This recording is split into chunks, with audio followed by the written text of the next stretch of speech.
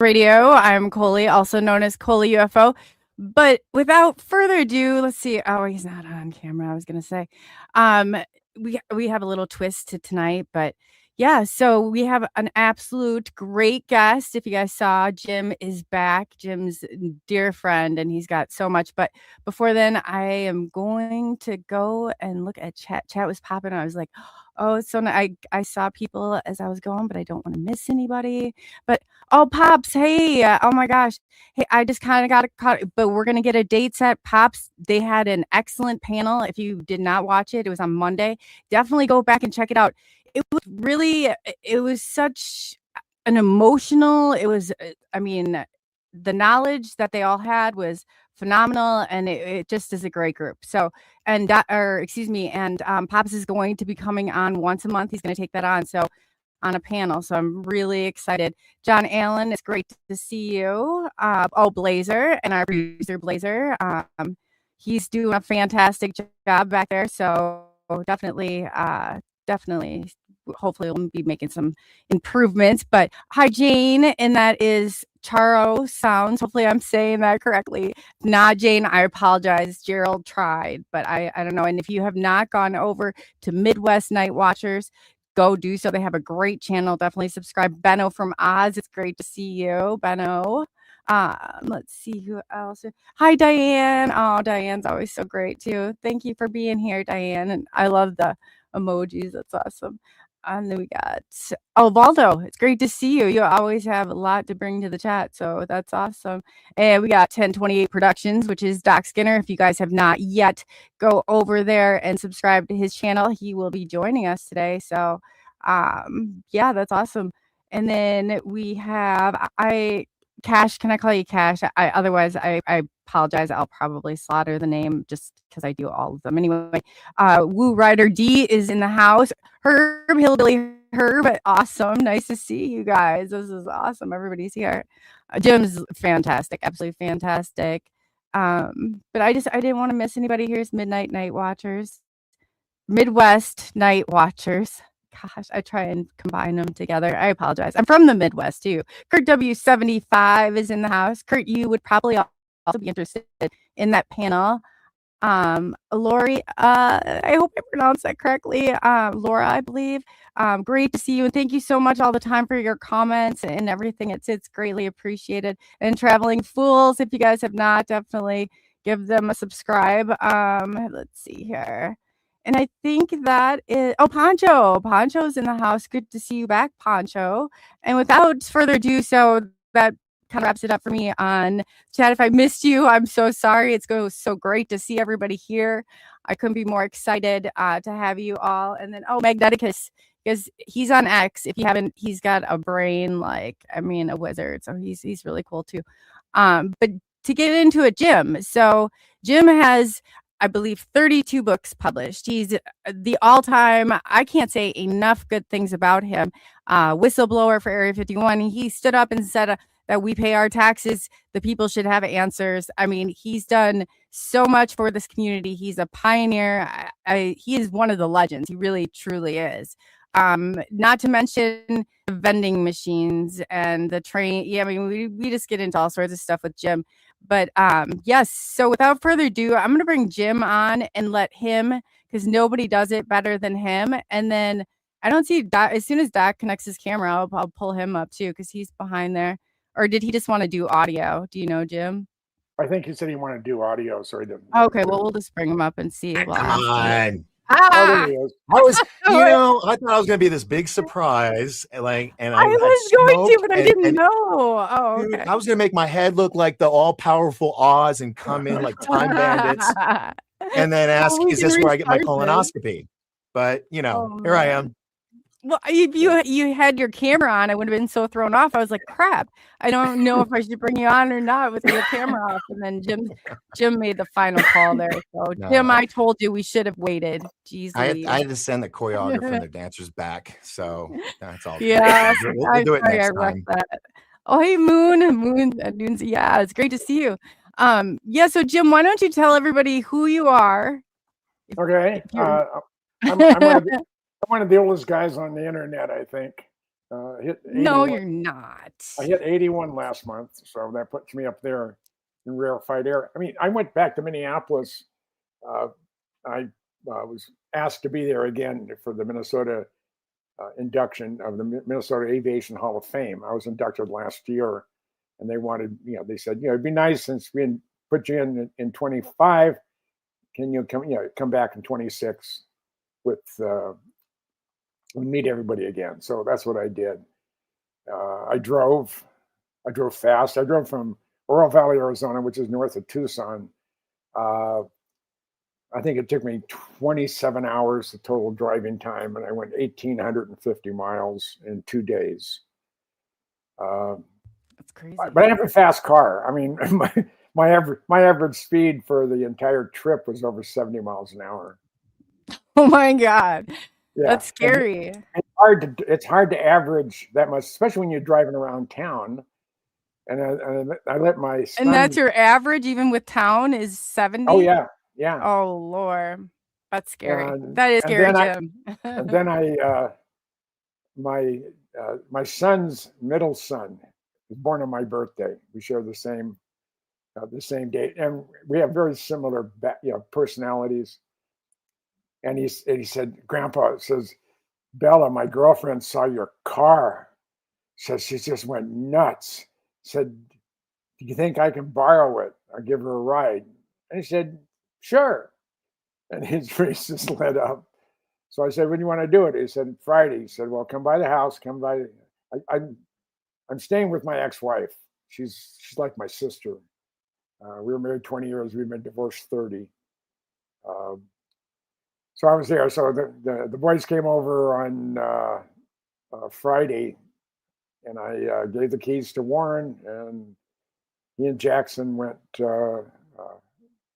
had it for about 6 hours. So, they may have hit 200 miles an hour, and I don't know, but Warren, my birthday grandson, he did tell me, he like, oh, Grandpa, I got up to 125, and it didn't take me any time at all. I said, oh, Jesus. I said, you realize if you get a ticket. 200? Did you say 200 you were going? No, my car is capable of about 190. Oh, my God. Not with me in it.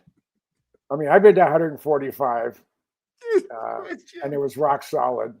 It was rock solid. I'm envisioning smoke coming out of your tires. This was the end of April 2020. The only vehicles on the road were semis and me. And I stopped in Amarillo to see Steve Douglas, one of the original interceptors. And then I hit US 54, which goes from Tucumcari on Interstate 40 up to Wichita. It was like someone drew a straight line. And there are a few zigzags in there for little towns, but it's straight. And I came out of this one area, and I'm behind probably 40 or more 18-wheelers doing 55 miles an hour. I pull out. I can see the curvature of the earth. The road goes to infinity. There's nobody there in front of me or no one coming towards me. So I pulled out, and I just hammered it. And all of a sudden I see hands coming up, thumbs coming up out the window, horns honking, lights flashing. And when I passed when I passed the lead semi, he said he was flashing his lights, honking his horn, had the thumbs up the whole bit.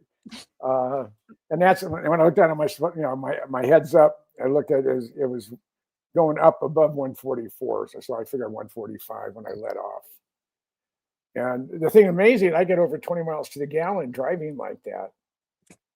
And what would you even call that? Like, other than I don't. Oh my God, damn! Did I give you a ride on my black vet, Doc? No, I'm scared. Are you scared? You go for a test ride. All I know is there's like state troopers right now watching this show. Yeah, that's 2 L's in Goodall. And to add, you gotta catch them. To add to it, that's true. My grand sport is fire engine red. Mm. But I have my I have a built-in radar detector front and rear, and it tells me 360 degrees where the Do you think those where still the work? One radar of is the coming from. Fuzzbusters? Yeah, and knock on wood, I haven't had a moving ticket since 1973. So I'm either real lucky, or we have bad cops who can't figure out how to catch me. I don't know. Horrible. But Wait to till get they back get to the license plate readers on, Jim. We have them God. here. They're horrible. We got them here too. Yeah. I usually, I mean, I'm constantly at 9.5 miles an hour over any posted speed limit. And I figure they're not going to nail you for. Just do it. Yeah. You give Jim some of those silver bracelets. Well, when Bob was still living in Vegas off of West Charles, he had I think he built a radar jamming unit, and he would go out on a side road where he sees a radar trap, and he'd sit there, and as soon as the cop pulls up his radar gun, he would blast it with his ECM, electronic countermeasure, and he would just scramble the thing up, and you can see the cop hitting the thing and turning it on and off and waiting for the next speeder. And he did this for about 2 hours. So it's some of the funniest entertainment he's had in a long time, just watching the cop. Man. So, but they need more of that, though. I remember the old Fuzzbusters, but you actually have a jammer. Like, did they have them for your? Because they just get your license plates. He had a jammer. I mean, the guy puts a rocket on the car. He's going to need a jammer. Yeah, put a rocket. He put a rocket on a bicycle and a go-kart too. Holy shit! Yeah. So where do you guys find each other? So I've been at this for a long time. It all started when I was just a little kid. And I'm still there. I'm still a big kid now, but. Did you tell Doc about the train car incidents and the vending machine dump over and the stealing of or borrowing of a mail truck? Yeah, I think the statute of limitations are all gone, and there's no one alive. I mean, I was 11 years old. I'm now 81. I know. So how reformed you must have been. Oh my goodness. Well, every cop in Santa Clara County knew of me. And it wasn't for good reasons either. So, but when I was 11, 4 of us, it was Rusty Brown, Alan Holmes, and Doug Malone, and myself. And Rusty was we were climbing on a train. It's on a siding. This is in Mountain View, California, which is the heart of Silicon Valley. And Rusty said, "Hey, the cab isn't locked in the locomotive, the diesel locomotive. It's just there idling. I think bulk diesel fuel back in 1956 or 57 was probably 11 cents a gallon or less. So he just let it idle. And the switch was not locked. I don't know if that was normal practice back then because they didn't, because people like me hadn't broken loose yet. So we decided we're going to take it for a run, and it's a north-south track going from San Francisco to San Jose. San Jose is 18 miles away. So we pulled out in the main line, put the switch back to where it belonged, and then just blasted. We're going through Sunnyvale, which is a 5-mile-an-hour speed limit for trains. We're doing about 50, blasting the horn. We get into the blasting the horn. we get into the train yard in San Jose. We managed to move it because there's some unlocked switches. Again, there's no technology back in the mid-50s. We parked it on a siding, and then we played around on various trains and stuff like that. But we knew there was a freight hitting up late afternoon, early evening. So when we saw one getting ready to get onto the northbound, we got on it. And as you went going through Mountain View, they had to slow down to 5 miles an hour as well. Now it's past curfew, and back then, a 9 o'clock curfew was really a curfew. You don't want to be out. You don't want to get nailed by cops. But the area we were going to leave the train was an area that was a slight slope filled with ice plant, and basically all you do is get slimed, and it's soft and it's a succulent. And so we bailed off the train. The train station was locked, and we went inside. What did you just kick through that, right? Yeah. And we needed to find a way home that the cops wouldn't see us, because we're out after curfew. And when you're only 11 to 12 years old, it really stands out, especially when there's four of you.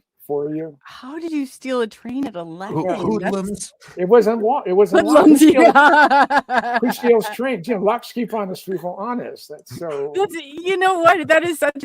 I agree. My clients used to think just like that. The ones that didn't have any, they kind of like the ones you profile as a serial killer. Oh yeah, no, they shouldn't have left their wallet out. Otherwise, I wouldn't have taken it. Yeah, no, but it was my coming of age. I guess that was the beginning of it. But so we went into the train station. We all smoked either parents' cigarettes, because everybody I knew, mom and dad smoked, or we would smoke Marlboros. That was our preferred. So at 11. Yeah. Oh. Yeah. I quit. That's like 12. That's late in the game back then. Yeah. And we didn't have any money on us, so we decided there was a vending machine there, the old style mechanical one. So I think, well, if we turn it upside down and bang it on the ground and then put it back up, something might fall out. So we got about 10 packs of assorted cigarettes, and about $12 or $15 worth of nickels, dimes, and quarters. So now we have the problem of how we're going to get from the train station at Mountain View to Rusty Brown's place, right on the edge of Los Altos. And it was about 2.5, 3 miles away. So Rusty, who was probably the criminal of the group, came back and said, "Hey, there's a step van on the side of the train station here that our bikes will fit. It's, got the door open. I don't think it was locked.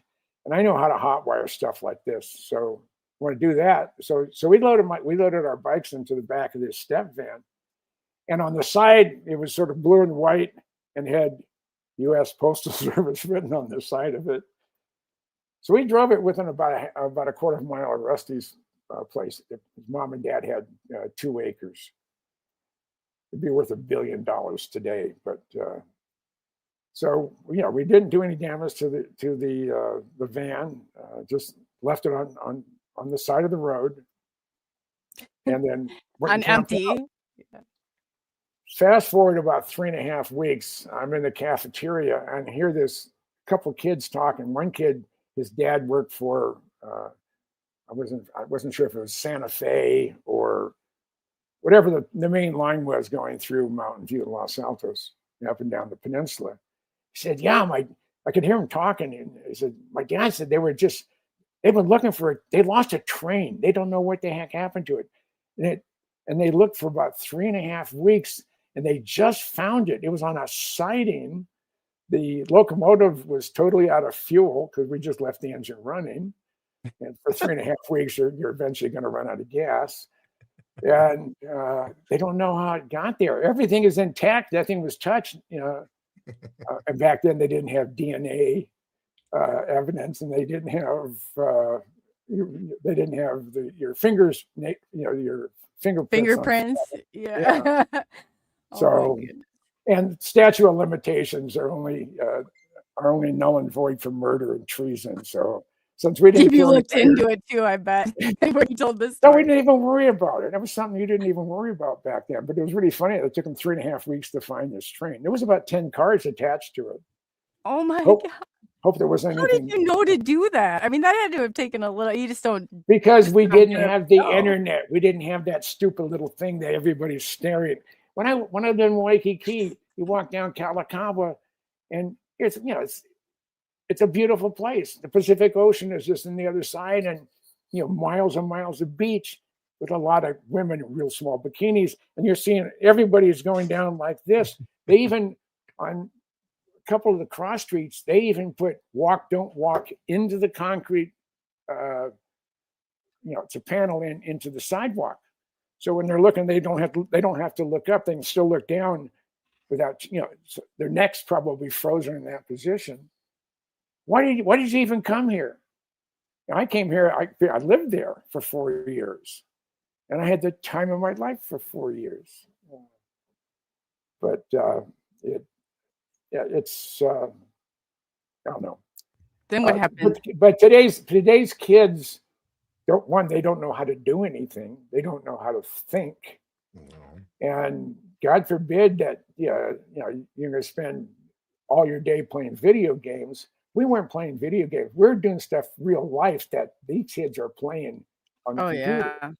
My kid will tell you that his generation can't figure out how to make a tire swing because they have no skills, he said. But he talks about his generation like this. He gets it from me. But well, yeah. if they talk about the older generation, they need to know that the older generation was the original game creators.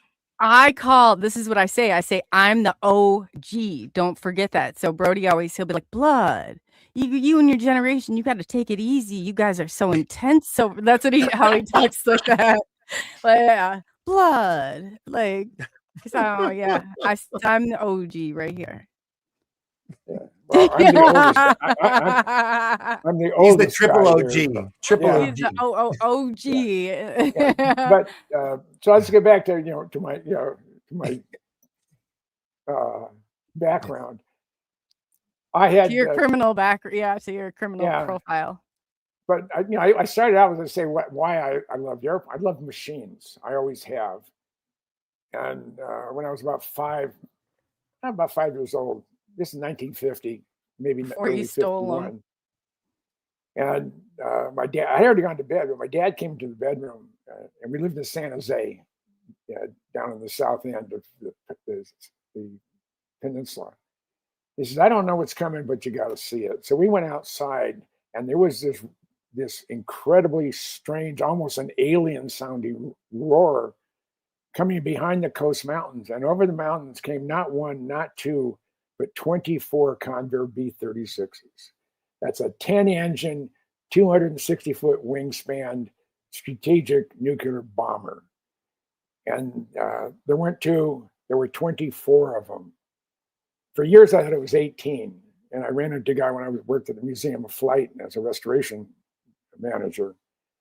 He said he was on B-36s, so I told him about my story. And I said, no, there weren't 18 airplanes. So I figured maybe there was only 10. He said, no, I said we had 24. We actually went to Anderson Air Force Base in Guam with 37, but they could only get 24 of them back in the air because the 28-cylinder engines were just monsters to keep going. But so that's where my fascination with machines and airplanes and stuff go. I had again starting my career as a juvenile delinquent. Even before I was really a teen, my best friend's dad was based at the time. I'm about 11 or 12. About the same time, we borrowed the train. We didn't steal it because it never left its track. So it was liberated. Yes, I was set free. Thank you. We were setting it free. Yeah, that's right. That's right. So my best friend's dad was commander at Moffett Field Naval Air Station. He was the commander of Moffett Field, and we were always referred to as Captain Smith's son and that friend of his. And in that same tone of voice, and that friend of his would be yours truly. So he called me up. He said, "There's too many aliases to go by." Yeah, there's something really, really cool in the big hangar. That's Hangar 1. I said, you got to come down. I said, well, okay, I'll jump my bike. I'm about 3 miles, maybe 4 miles away. So I rode my bicycle, got to the main gate, and all the Marine Corps security guards knew who I was, but they weren't going to let me in. They had to wait for Danny to show up. So Danny shows me, and we head off. We went and grabbed a bite at the snack bar. They said, let's go over the base. We're going over hangar 1. And we rode around the base so much, we were so visible that we were invisible. So we get over hangar 1, we go through the open side that looks at Mountain View. The other side looks at the south end of San Francisco Bay. And we're riding our motorcycles or bicycles right down the center of the hangar, and all maintenance guys there. No one's even looking up, because having a couple of preteens riding their bicycle through the hangar was a normal occurrence. So we get to the end, and there's no guards around, but there's an area that's cordoned off with black curtains, and it just says "keep out." It doesn't say use of deadly force authorized and this and that, whatever. So we park our bikes by a penalty we of law. Bikes, and Danny says, "Come on with me." And we pulled the curtain back. We went in, and a guy who loves airplanes and machines, I am looking at the prototype Lockheed Starfighter, the XF-104 Starfighter. They call it the missile with the man in it. It had 7-foot wings. It would do Mach 2. And I'm just, it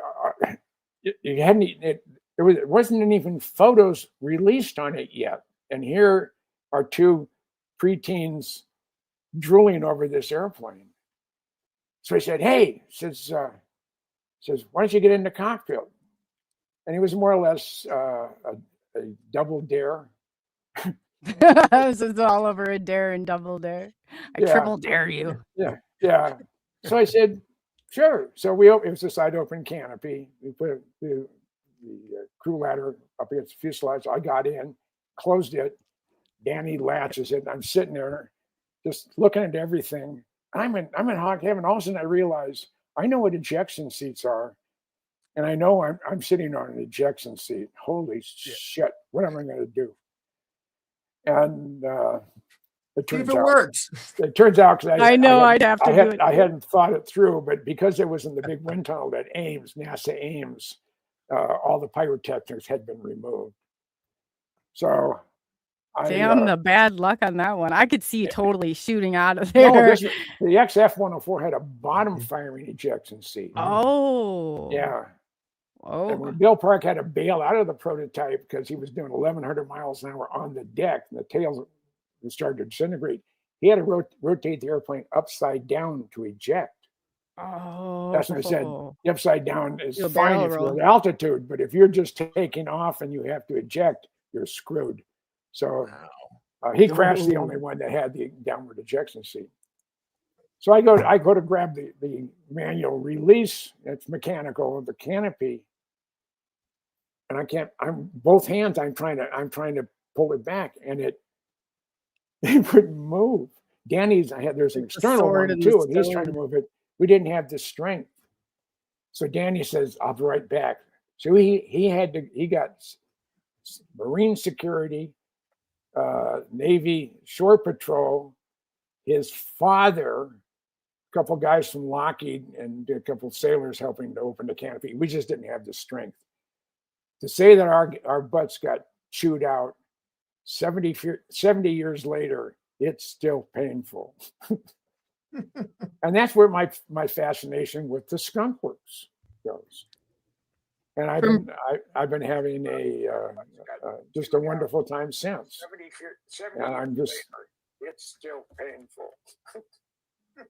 And that's where my fascination. But I'm hearing. What? Yeah. Did someone watch what? I'm not.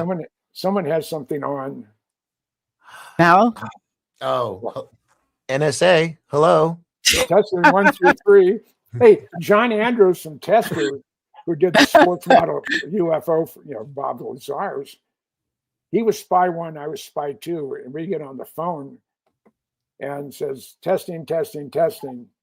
This is John Andrews, spy 1, and Jim Goodall, also known as spy 2. Testing. We're going to be talking about Area 51. And oh my goodness. Things that go bump in the night. So we'll carry you a count of 4 before we start talking to make sure you got tape recording going. And we do that every time we talk. And the reason we did that, John was one of the original interceptors. We'd go out in the desert snooping the government in and around Area 51. We climbed to Whitesides Mountain. I was there part of the group that found Freedom Ridge, the fence line at Tonopah Test Range. I got all sorts of stories about that. And my mind just went blank. You're as bad as Doc. You and John. Yeah. And Tonopah. Oh, yeah. Hey, there you go. You gotta know how to. That's a stoner moment. You gotta know how to handle them. I can't help it. I forgot. Thank God you didn't ask me, because I was like, what was that guy? Who was it again? Yeah, I didn't remember. I totally slipped my brain too, Jim.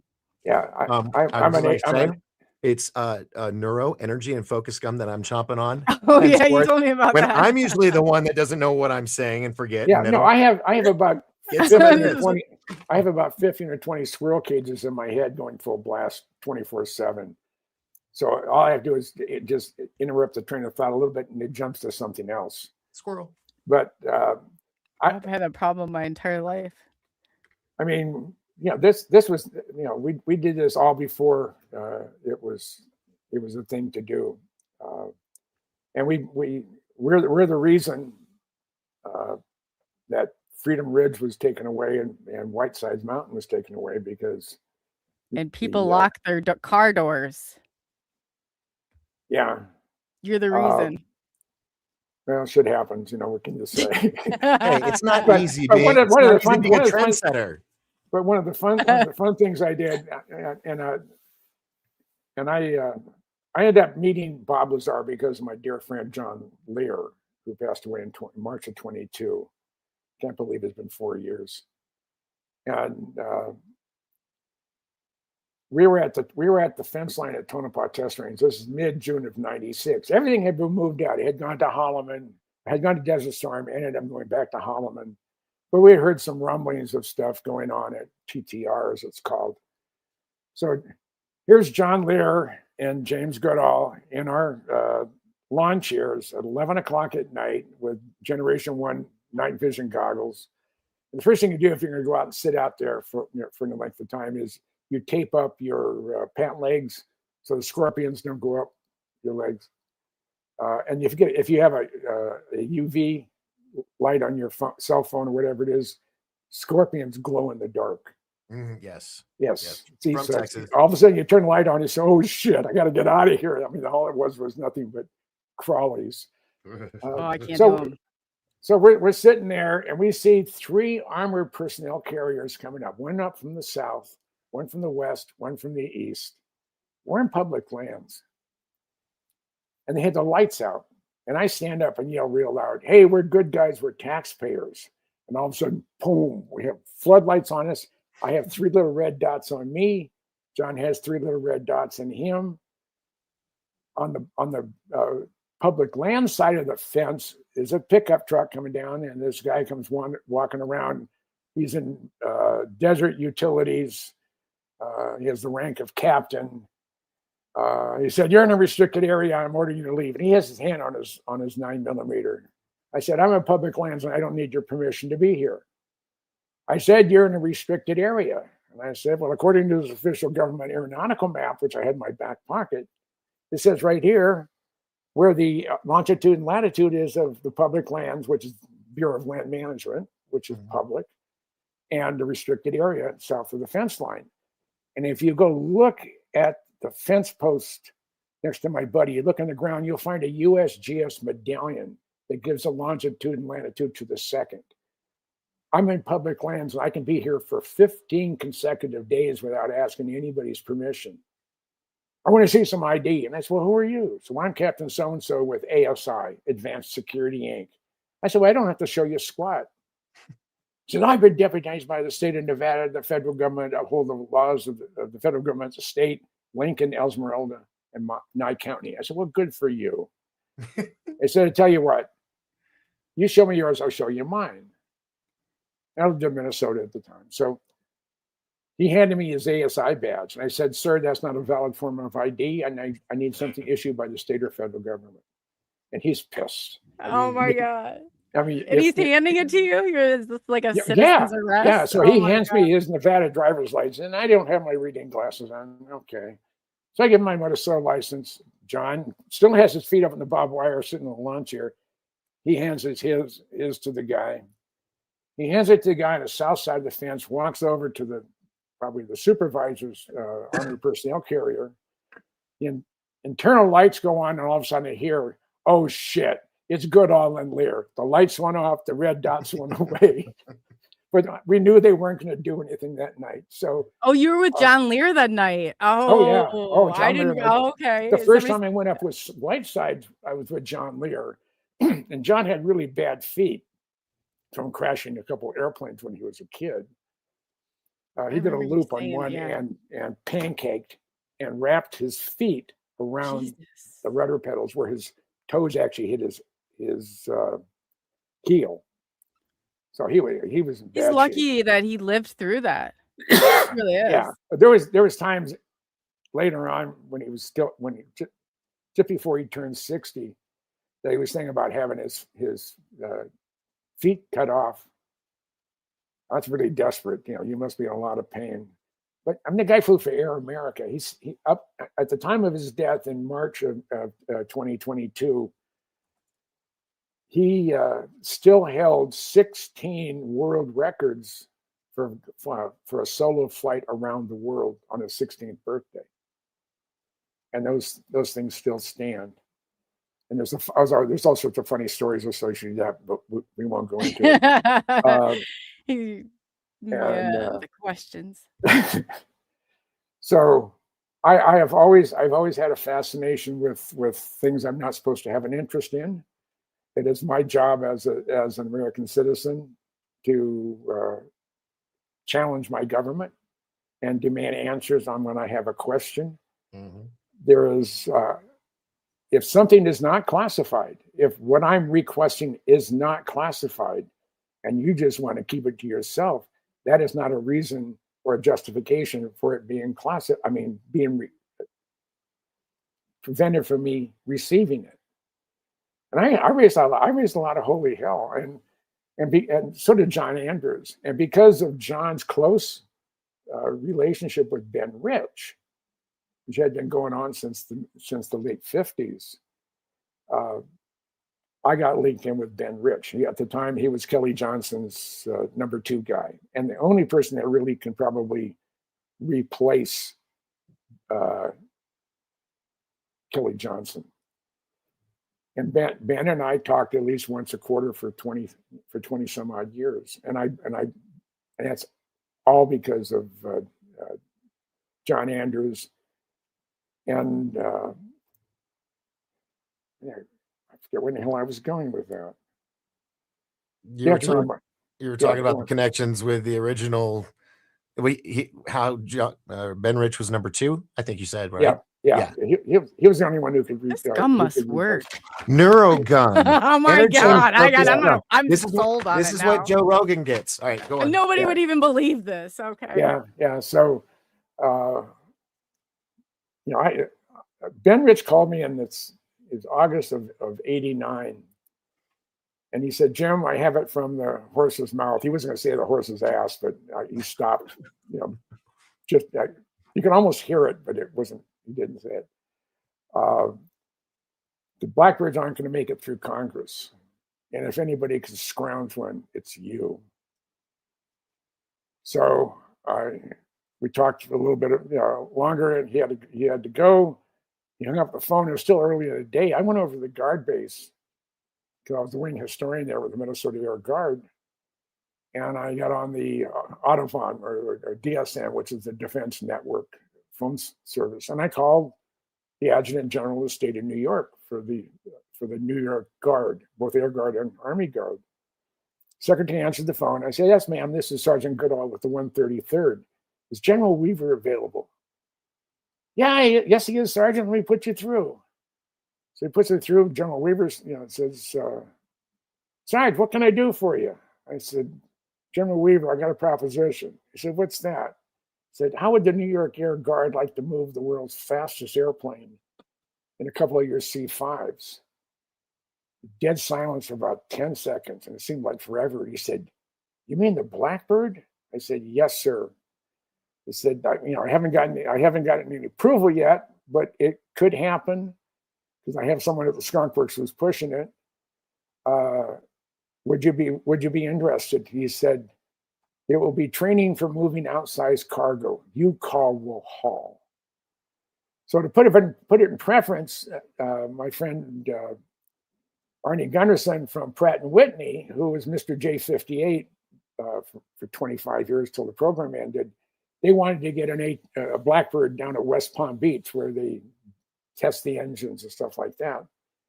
And so he contacted Air Force and said, "Can Pratt & Whitney lease a C-5 to move an airplane?" And they said, "Yeah, not a problem. It's $967,000 a day plus gas." I scrounged 2 C-5s for 8 days each, according to 24 crew members.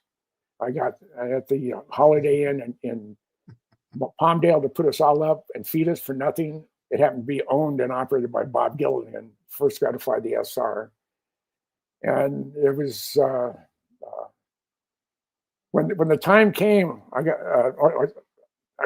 when I got the okay from General Weaver, I went over the next day back to the museum at the guard base, and General Schwab was there. He was Major General. I said, "General Schwab, I want to get a Blackbird for the museum." He just started laughing at me. I said, "General, rather than laugh at me, how about you give me the opportunity to fail?" He said, "All right, Smarty, how are you going to get it here?" I said, "I got that covered." He said, "What do you mean you have it covered?" I said, "I contacted the Adjutant General of the State of New York, and he said, if you get the airplane, you call Will Hall." And he said, "Who?" Okay. So the rest is history. About 2 months Nothing later. a train car couldn't handle. No. Yeah, but I have to a lot of switches between here and there. So it's my life is has been surrounded and involved in airplanes, and because of it, and because of my friendship with John Lear, because of John Andrews, he said, "I got a buddy you got to meet. I've known him forever," and we just clicked. And even his late wife said that John has all his friends compartmentalized. You have the Air America guys, you have some type of warrior thing, special forces, and so on and so forth. He said, but you're invited, and you've been involved in all his selected, where he doesn't share those people with anybody else. But John and I just became really close friends. But I had, and I was blessed for that. A piece of aviation history that just you have to sit back and scratch your head. Partners in crime. That's when that happened. But in November 1988, on November 11th and on November 22nd, the Air Force announced the existence of the B-2 stealth bomber and the F-117 stealth fighter. And I had known about that since 72 or 73, but hadn't seen anything on it. So the B-2 was a shot taken from above and also from the side, so you can see the whole airplane's when the public unveiling. The F-117 photo released by Lockheed was foreshortened. Some days a telephoto lens when it was close up. It was backlit and it was at night. And it was just it was terrible. You couldn't tell what the sweep, what the degree sweep on the wing was. And it was just a weird little, they call it the goblin, wobbly goblin. So I called John Lear up because he had told that he thought he knew where the F-117s were flying out of. I called him up in the first week of January of '89. I said, "John, I'm flying into Vegas here later on today. Let's go pick you up. Let's see if we can go get ourselves an F-117. I said, "Sounds good." So I hit McCarran, rented a car, went over to John's house, picked him up. we're going up US 95, heading to the town of Tonopah. And about halfway there is a place called Scotty's Junction. And I use it as a reference because it's the only illegal house of prostitution ever to be run out of business because of bad product. They didn't pay. They didn't pay their taxes, so the federal government took it over. How can you? How can you cause a house of ill repute, better known as a whorehouse, to go out of business? Oh my God! Oh my God! I said. Why did they go out of business? Were the accommodations just not up to standard, or what? Government overreach and bureaucratic incompetence. There's so many places I would go with that. Yeah, I know. I had to wait and make sure the house of ill repute. About 15 or 20 miles north of there, we're still heading. We haven't hit Beatty, Nevada yet. I don't think. I don't have to. My mind's a little bit foggy right now. From a long drive. From a long drive. Hookers. We're talking about hookers. I thought he said VD. I was like, did he really say that? BATY, I think is how it's pronounced. Oh, oh, never mind. Forget it. So we're driving down up US 95, and an F-117 overflies it at about 1,500 feet above and about a quarter mile to a half mile away. I about crashed the car. So we get into Tonopah, we get grab a quick bite at the station house, and then head down US 6. We go about 14 miles, a big blue and white sign with a hydrogen bomb on top of it, B-43. It's a Tonopah test range operated by Sandia Labs, and that's where they do weapons testing, mainly shapes, not necessarily detonations. So we turn down there, we go down there 18 miles, and there's the main gate at Tonopah Test Range. I have a government ID that gets me on places like Nellis, but places like Tonopah Test Range is in a restricted area, and I couldn't get on. So we noticed there was a path going on the BLM side of the fence, goes for off to the horizon. So we moved. This is a rent a car. I don't care. So we had about 2 miles, and we're looking at Tonopah Test Range. The whole thing is right there. It's 8 miles away. This is before digital cameras. So I'm shooting with a Nikon. I have Nikon lenses, and I'm shooting Kodacolor 100. It's a real fine grain color print film.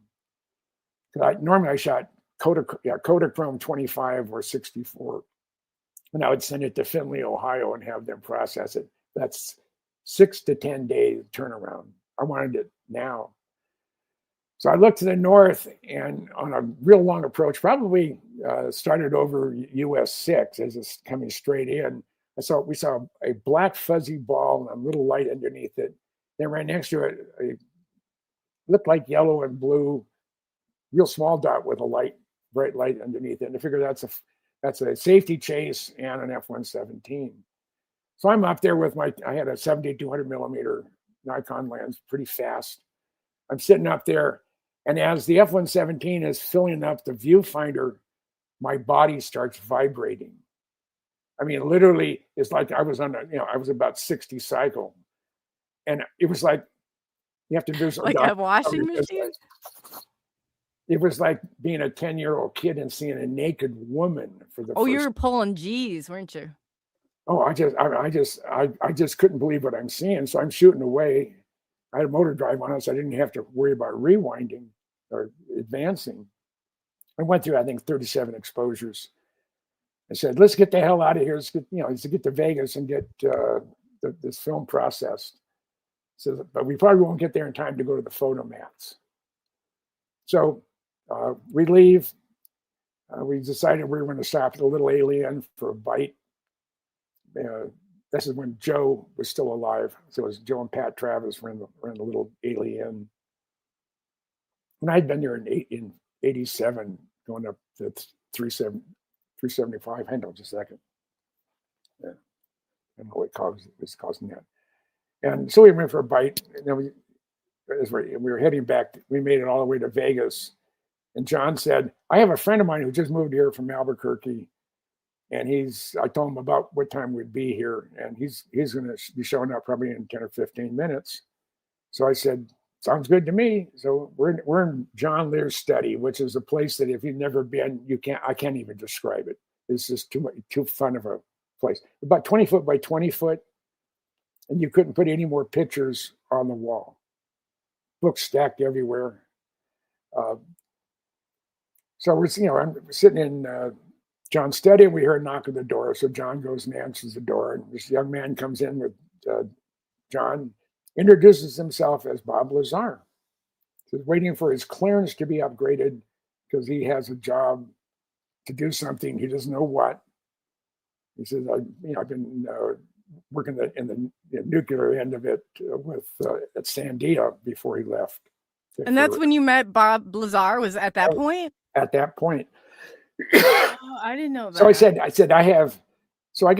have this film that I shot today of the F-117. I got to wait till tomorrow to go to the Photomat. And there were little kiosks out in the parking lot. You didn't even have to get out of your car. They give you an envelope, you put your name on it, pull the tab, put your film, seal it, hand it back, come back the next day. It was just now those same little kiosks sell you coffee at $2 or $5 a cup. There goes my brain again. So Bob said, I have to wait till tomorrow to go to Photomat. He said, you shot color print film Kodak? I said, yeah. I said, I have a C41 processor at home. To keep myself busy while I'm waiting for my clearance, I do photography for real estate agents. So I said, sounds good. So let's jump over. And he was all the way across town. He's off West Charleston. So we jump in. Did you take pictures in the House of Ill Repute? I did. So we just left John Lear's place, and Bob looks at me and he said, I feel sorry for that dumb son of a bitch Lear. I said, what do you mean you feel sorry for him? He said, he's from this world famous aviation family. So my God, his dad brought Learjet to the world. I said, this idiot dumb son of a bitch believes in flying saucers, UFOs. How stupid is that? He said, you couldn't put a gun to my head to convince me that UFOs are real. Where did he end up going to work? S4. So I asked him in May of 22. I was in Reno for SOR function. I left there and I drove up to spend 2 days with Bob and his wife Joy. And after we were sitting outside watching the sunset go down, this is after we had dinner and things were going well. I said, Bob said, do you remember what you told me when we were heading to your house to process my F-117 film? He said, you mean I didn't believe in UFOs? And I thought John there was crazy son of a bitch. I said, yeah, that. He says, yeah, that was an honest statement because I didn't at the time. And so that's when my friendship began with Bob Lazar. That's crazy. And John Lear there too. But John Lear, our friendship started in 73 or 74. That's when John Andrews introduced me to John. And the way did you guys know back then? Did you know back then that you would be what you are today? Or was it just like a casual? I didn't have a clue. It was the farthest thing from my mind. Wow. And if the federal government, the Air Force, Lockheed, Department of Defense, Department of War, they ask any questions, we'll tell them no, you did not steal or that. the CIA, I requested and willing to pay the published rate for black and white or color 8x10 glossies of multiple SR-71s, individual SR-71s in the air. And their official policy back then was not to cooperate. What the stupidity didn't allow them to think forward is if they would have given me what I asked for, which wasn't classified back then, and those photos were never classified, I would have been happy. I would have never started digging into spooky airplanes, Area 51, and so on and so forth. But fate had me linked up with John Andrews. Tester Model wanted to do a 1/48 scale SR-71 YF-12 model. Thing's about this big. I mean, it's good size.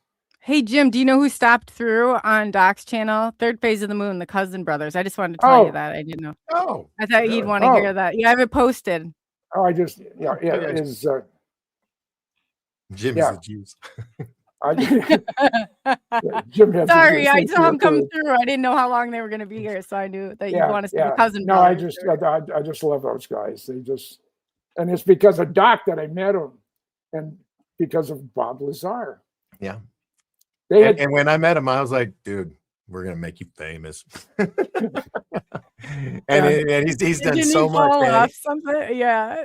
Yeah. Oh, I knew right away when I saw him, when we first met, I was like, this guy's going to blow up. He's going to be huge. They're talking about you, Jim. You are too. Character. I don't deserve it. I'm just a fan of things that go bump in the night. I have the personality to not take no for an answer. I have been personality. My mom was 100% Sicilian, which makes me half Sicilian, and you guys are going to do what I ask and like it. I mean, he means business. I enjoy the fight. It's just, I got to turn these things down a little bit. Fight, flight, the takeoff. Yeah, the hide and stow away. Yeah, I mean, the borrowit. I was one of Xerox top salesmen when I worked for him in Minneapolis.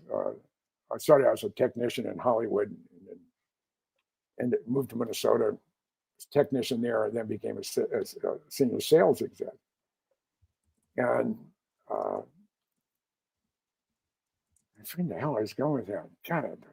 You're a sales exec with zero. Photocopy. By the way, this reminder is brought to you by Neurogum. We're clipping this. When I come out, I've never seen this before ever. Yeah. This is so weird. No, I'm really tired from driving. Doc is usually the same though. He and I are like, it's like, he does it all. I swear to God. And then I'm sitting there in my head. It's funny. But him telling you exactly, I'm like, where is this coming from? And he's talking about chewing this gum. I believe it works. I'm a believer, right? I mean, no need to say anything. Yeah, well, I lose track all the time, and it's well, you should get this gum because Doc did too before he started chewing this gum. I've seen the results. I'm living proof. If you act now. Go back to other episodes, and then you'll be able to see this whole thing play. Jim, it's like 9 day. Yeah, let's get that gum. I love the Cousin Brothers. So Doc is talking to the brothers. They're in Hawaii. I was helping Doc move to his house. Oh, this is a great story. And so we're sitting and Doc has it on speaker, and he's talking away, and the brother said, there's a guy that knows Lazar, and there's some statements attributed to Bob Lazar.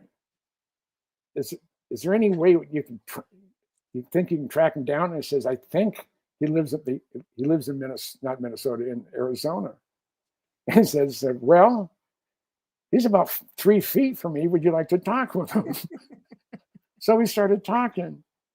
And he said, can you get Bob Lazar on tape saying that we have permission to use his quote?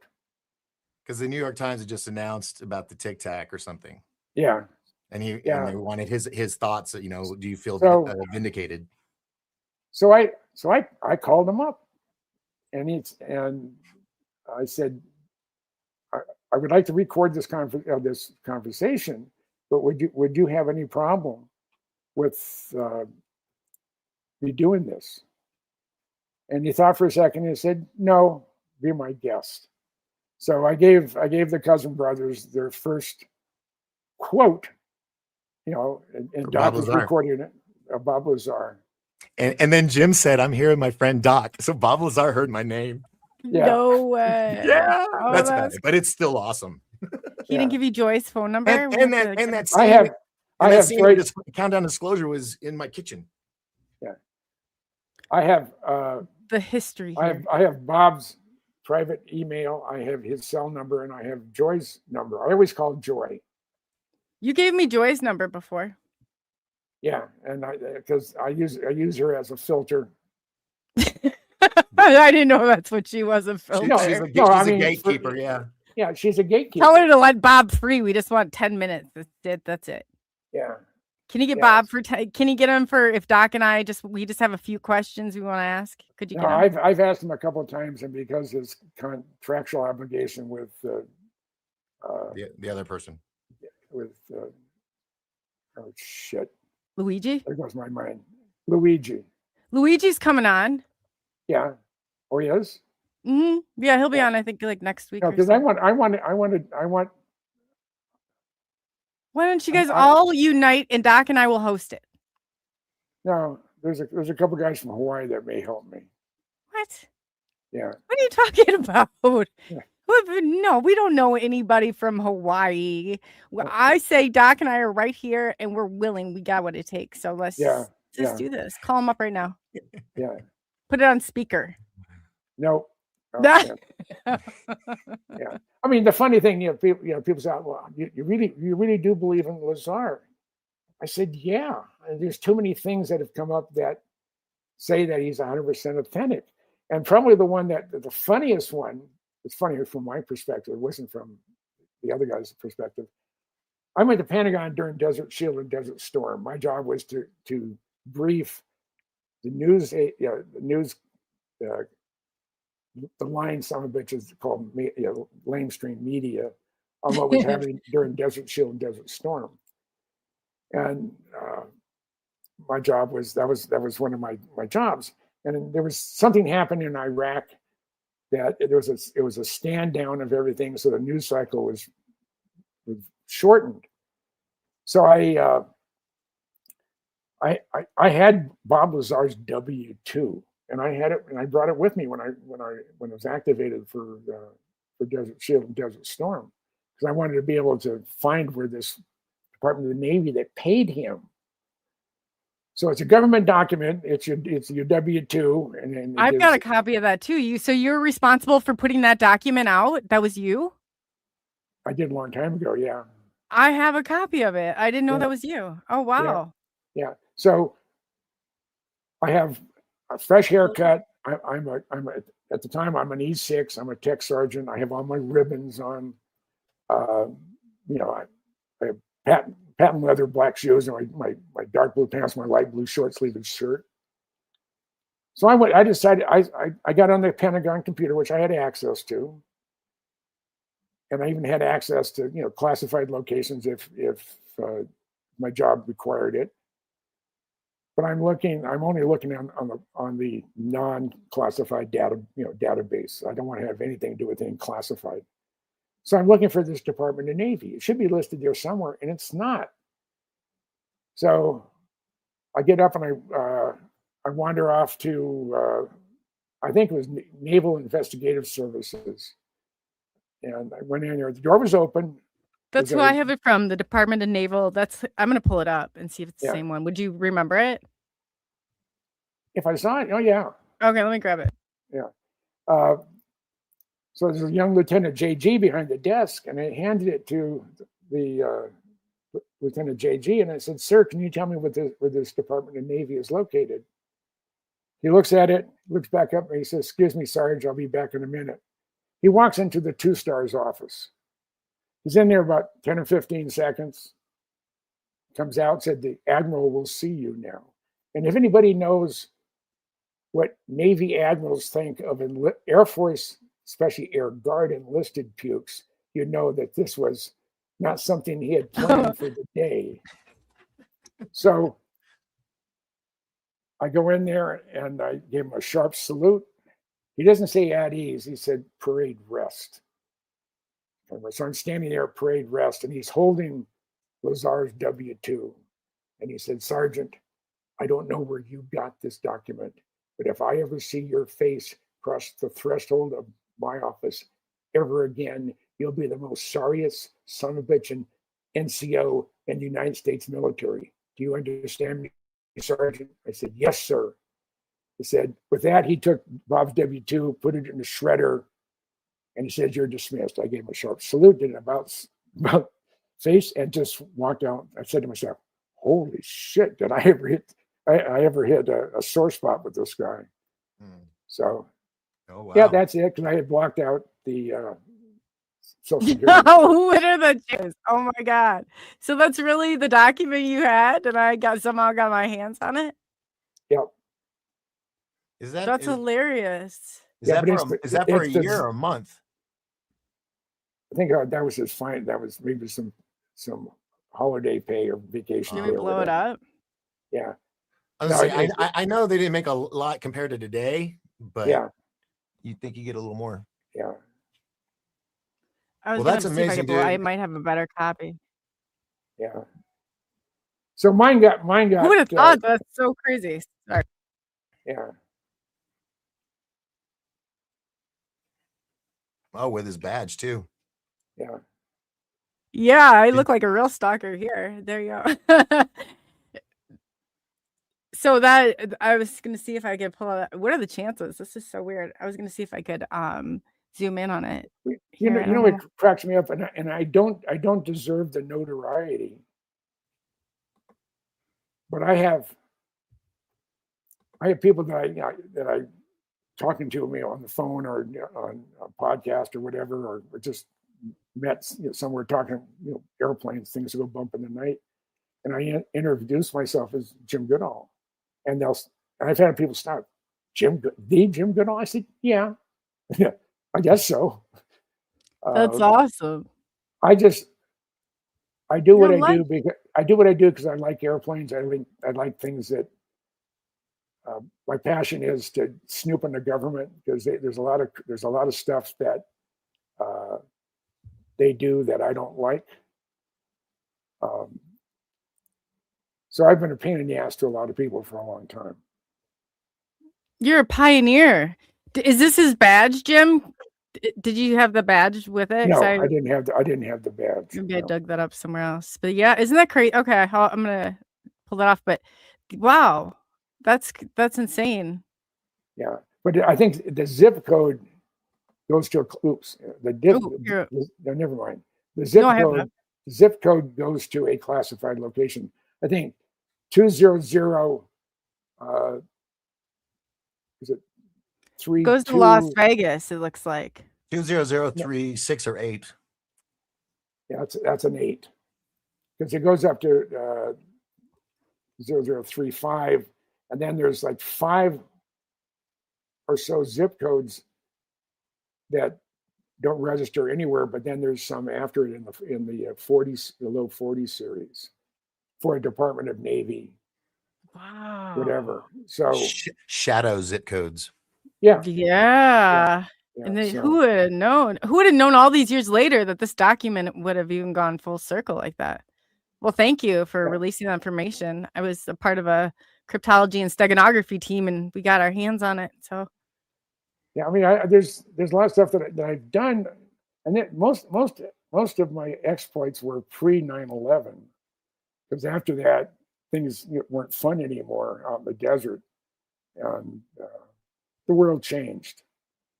Yeah, and it's a shame, because I was having a great time. Yeah, and getting away with it, having fun, yes. And staying out of prison. I remember a group of us, I think it was about 15 of us, 4 Tulare police officers, the chief of police, Roger Hill, his commandant, God, my mind just went blank. The commandant. Yeah, commandant, his head of homicide, and his chief of detectives. They're in our camp. We're on top of Freedom Ridge. It's 3:00 in the morning. All of a sudden, I have a flashlight in my face. It says, "This is this is a restricted area." I said, and the same crap. They try to intimidate you. And they said, "You can't be up here." And I said, "Says who?" Says it's public lands. I don't need your permission. And again, I'm legally on good solid ground. Now, if a 357 hit me, I probably would change my my position. Or actually, most of my body would change position. Pivot. So Stu Brown is using his camera bag as a pillow. And again, we're all just sleeping on the ground. With all the flashlights on us and everything else, the police officer, our police officers were all awake and very interested on how this was going. And we're being threatened by they were initially Lincoln County sheriffs were up there. And he says, "Well, I want to look inside your camera bag." I said, "Do you have a search warrant?" "Well, no." "Well, then the answer is no." And we started going back and forth. And finally, said, "I want to see some ID." So I handed him my Minnesota driver's license, and he said, "Oh shit, it's Goodall." Yeah. So he calls down and says, "No, this is Jim Goodall and his crew." And then they just dispersed because they knew they weren't going to stop us doing anything. So I had John Lear's Generation 1 night vision, put it on, and I looked down at the base of Freedom Ridge. There's about 10 whacking dudes down there giving me the finger. So I gave it back to them.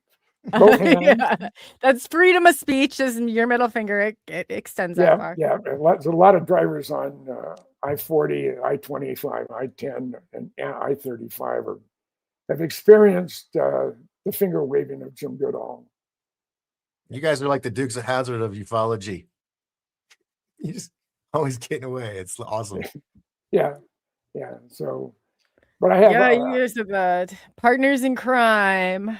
Oh, but I'm not going to say where it's going to happen or how it's going to happen, other than the person in charge has given me the thumbs up. They want me to do a book. Ooh. Yeah, and this is what's it about? Nuclear weapons. Moving on up. Pardon? I said you're moving on up from nuclear carriers like planes and stuff to the actual. Well, yeah. Friends of mine who have my books say, "No, I love the Blackbird and I love airplanes and things that go bump in the night." And he said, "How in the hell can you blow it up? How in the hell can you be interested in submarines?" I said, "They meet all my criteria." I said, "What do you mean by that?" I said, "They're stealth, they're black, and they're deadly." That makes sense. And the general public never sees them when they're at work. They're usually at 400 to 700 feet deep underneath, today's oceans and North Arctic ice cap. But I have, my mind is going again. I thought you were talking about a dating. Nuclear and Arctic ice caps. Well, yeah, no one knows what happens inside. And all they see is the top 5 feet of the hull. Oh my God. And the sail, and that's it. And the fact that I got on the USS Connecticut, which is only one of 3 Seawolf submarines. I had some guy on who was a crew member, I think it was a plank holder on the Seawolf, said, "How in the hell did you get a camera on to the Connecticut?" I said, "I asked." Okay, because there was only 2 of the 3 I can get on. You can't get on the Jimmy Carter. That's a spook boat that replaced the Parchie. They put a 100-foot extension behind it, and you can actually pull stuff in off the ocean floor and work on it in short sleeves. Not even. And the Seawolf class, the 3 Seawolf class submarines, they say, well, 1,200 plus feet is depth. I think operational depth limit is, I think, 3,000 feet. That's where they held down there. Yeah. They're the quietest submarines in the ocean. They have 8 torpedo tubes. Most submarines only have 4. And when they go on patrol, they're carrying 50 Mark 48 heavies, the Block 6 torpedoes. And one Seawolf submarine was designed to take out the entire Soviet Northern Fleet. But when the Cold War ended, and because of everything was gold plated on the 3 Seawolf boats, they made it. They decided to do Seawolf Light, and they came up with the Virginia class. So, but I love my submarines. I'm amazed how people are amazed that I can get on one. Well, I'm recognized as an author, and the Navy really likes what I do. How did you get on one? I asked. I He's wrote a Jim letter. Goodall. Is this what you said about I'm the Jim. aircraft? I am Jim Goodall. You best do what I say, or I'm gonna say bad things about you. Well, how I can am we... Jim Goodall. I have spoken. Yes. Yeah, you're like the Wizard of Oz. We need to go some places like a road trip, Jim, because I think that we could really... I've got a few places we need a Jim Goodall to get in. So Well, right now, I have a limiting factor, and this my road trip that I went on, it was one I wanted to see my son and my grandsons. My daughter didn't show up because she didn't want to. She suffers from TDS. I'm not sure if it's terminal or not. That's Trump deranged syndrome. It's a serious thing. It's not a laughing matter. It's so sad. Yeah, I'm so sorry, Jim. God, I should have known. I was love like, it to pieces. I love, my son's more conservative than I am. And is that why you say she's an alien? Yeah, you've told me that before. No, I really do. I honestly believe that she's not from this planet. Her mind operates so totally different from anything I've ever experienced in my life. She's brilliant. She was good. She got a report card. This is in 7th grade, and she got a D minus in Spanish.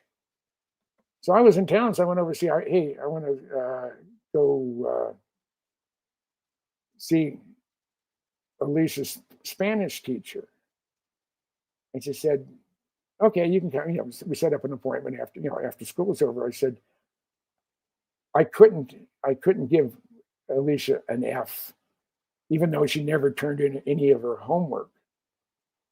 She said, she's mastered the language. I said, well, how do you know? I said, because I have been in the class in algebra, I think it was algebra or trigonometry or whatever. It was high level mathematics. And the teacher is explaining why all this stuff is. And Alicia is translating into Spanish for 2 Honduran kids who didn't speak or understand English. Wow. So she's explaining for that age group complex mathematic formulas and stuff. Maybe a starseed. So I said, my heart just wouldn't let me. So she has an IQ of 170 plus, photographic memory. Oh yeah. And even when you don't think she's listening, she is. And I knew she was going to be a problem when she was she wasn't quite 2 years old. We had some friends over, my then wife's best friend and his husband that I used to work with, but we knew each other, but we weren't friends. And Patty said something, and I said, bullshit. And Alicia gets out of her chair, walks over to me, looks at me, said, Daddy, you can't say bullshit. And I said, Alicia, you can't say that. She looks me straight in the eye and says, bullshit, bullshit, bullshit. I said, oh God. Now I know what we have a challenge on our hands. Mm-hmm. So she's a very special young lady, and I adore her. I don't care for her politics. She told me when she came out to live with me with the fraud I was married to on Whidbey Island. Oh, that one. and she was 15, and she spent 5 months there on Whidbey. She loved the kids that she hung with in the high school and the whole bit, but she couldn't. She saw a side of my then wife that I couldn't see. I could see days later after she filed for divorce, I could see, but I didn't. I was blind. After she took you to the cleaners? Yeah. Is that one? Yes. Yeah. The one took me for everything. Over $1 million for the property and stuff. So my daughter said, "Dad, I got to tell you something." I said, "What's that, Alicia?" Now I have to preface it. My daughter is adopted. We adopted her at 5 months old. She was born in Osan, Korea. Her biological dad had a high school diploma, which is equivalent to a college degree here in the States. And rather than be nailed down to be a dad, he joined the military, just bailed. So she was put up for adoption. We adopted her. But she is just something very special about her. So we said, "Dad, I have something to tell you." I said, "What's that, Alicia?" She said, "I'm a lesbian." I said, "Good for you. I'm an Aries." And I just walked out of the room. I knew she was since she was about 11. It wasn't any secret from me. That's for darn sure. And I wasn't even looking for it. It was just obvious. So, but why is she just more masculine? Well, she had a feminine part. She actually. Yeah, that would be the telltale sign, I guess. Well, there's a lot of very gorgeous women who are lesbians. No, did you know that she was, I asked you if she was more, because you said you could tell. And then when I asked how you could tell, then you said because of her girlfriend. And I said, "Oh, that's a telltale sign." No, just joking. Things she should say and how she reacted to certain things. Oh, okay, I got you. So it's kind of just something you picked up on instinctively. I always think you can tell too. No, but she when she was in Chicago, she was working. She'd actually gotten involved with a modeling agency, and she moved. Her and her partner moved to Hollywood, lived in the Hollywood Hills. And I told her, I said, "Alicia, I worked in Hollywood in the '60s. I worked for Xerox, and it was by the Cousin brothers." Yeah, we lived in the same apartment building. Them years later on, but Hollywood. Yeah, I said Hollywood's a cesspool, especially now. This is in the '90s. Oh yeah. So there's something in my eye. I love you. Yeah. So there. Yeah. Too bad you can't transport that. Like the Willy Wonka TV, where I can transport the gum right to you. You just pull it out of the screen. Right. We're all getting off of this and ordering some of the gum. I've never been a bigger believer. Yeah, even the chat's writing gum. A lot of my absentee-minded part of is the fact that I'm still exhausted from driving, and I had to drive through rain for about 500 miles. I have that 1,800 miles, and we saw the jars. I have tires that are 13 inches wide, and they hydroplane real easy. So I was white knuckling it for a good part of it. I don't partake in weed or vape when I know I'm going to drive. So I didn't. No one's accusing you of that. Going 140 miles per hour. Yeah. I know. No, I wouldn't. As if it was, he would be going 40 miles an hour. Yeah. That's the proof right there. He's only. If I'd have been, smoking some really awesome bud back then, I would have hit 185. You would have never, You would have got wrong with caught. that weed. Yeah, you even thought you were going 185. You'd be going 20. You're like low rider through a school zone. What can I say? I mean, who's that guy holding up the traffic? Yeah. How many 81-year-old potheads do you know? Not many. Just one, One. and it's the best one I know. Yeah. Well, mine's medical. Yes. So it's even more potent Oh, because on January 28th, 1986, it was an important day in the world, and especially for Jim Goodall. That was the day Challenger blew up.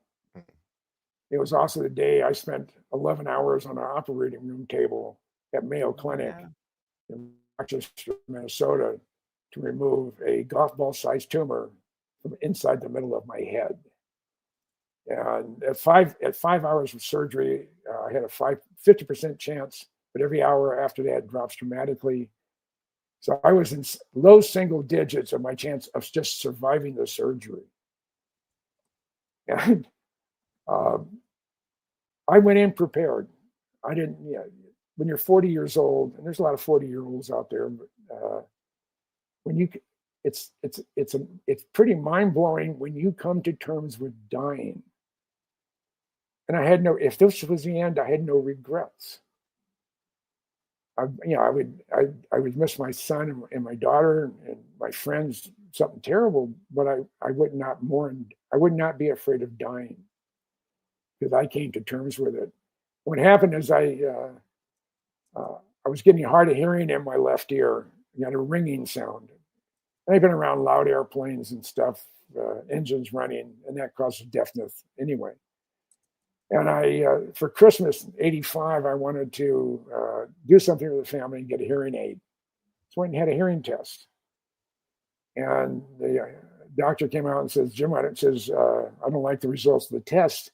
Your right ear, you have hearing loss because of noise. Your left ear, there's something very wrong. He says, you either have a viral infection on your inner ear or you have a tumor on your auditory nerve. I said, oh, okay.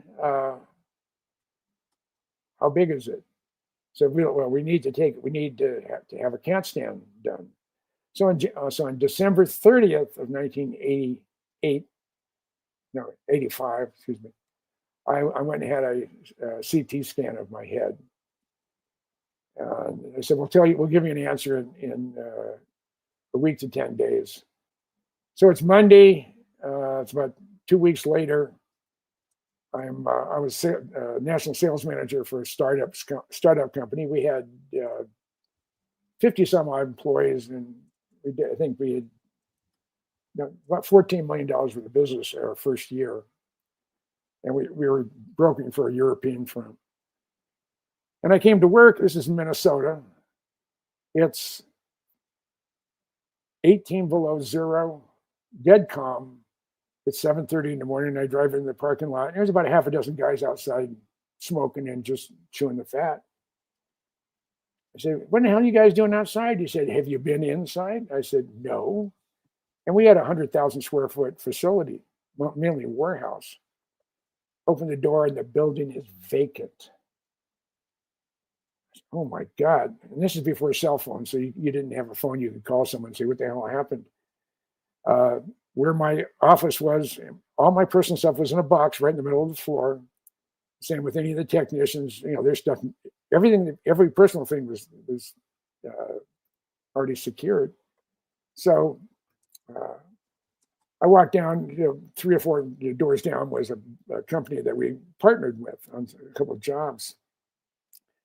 And he said, hey, you guys moving to a new facility? I said, why is that? He said, right about 6 o'clock on Friday, moving vans showed up and they were there around the clock all weekend. And they left about 4:30 on Monday morning.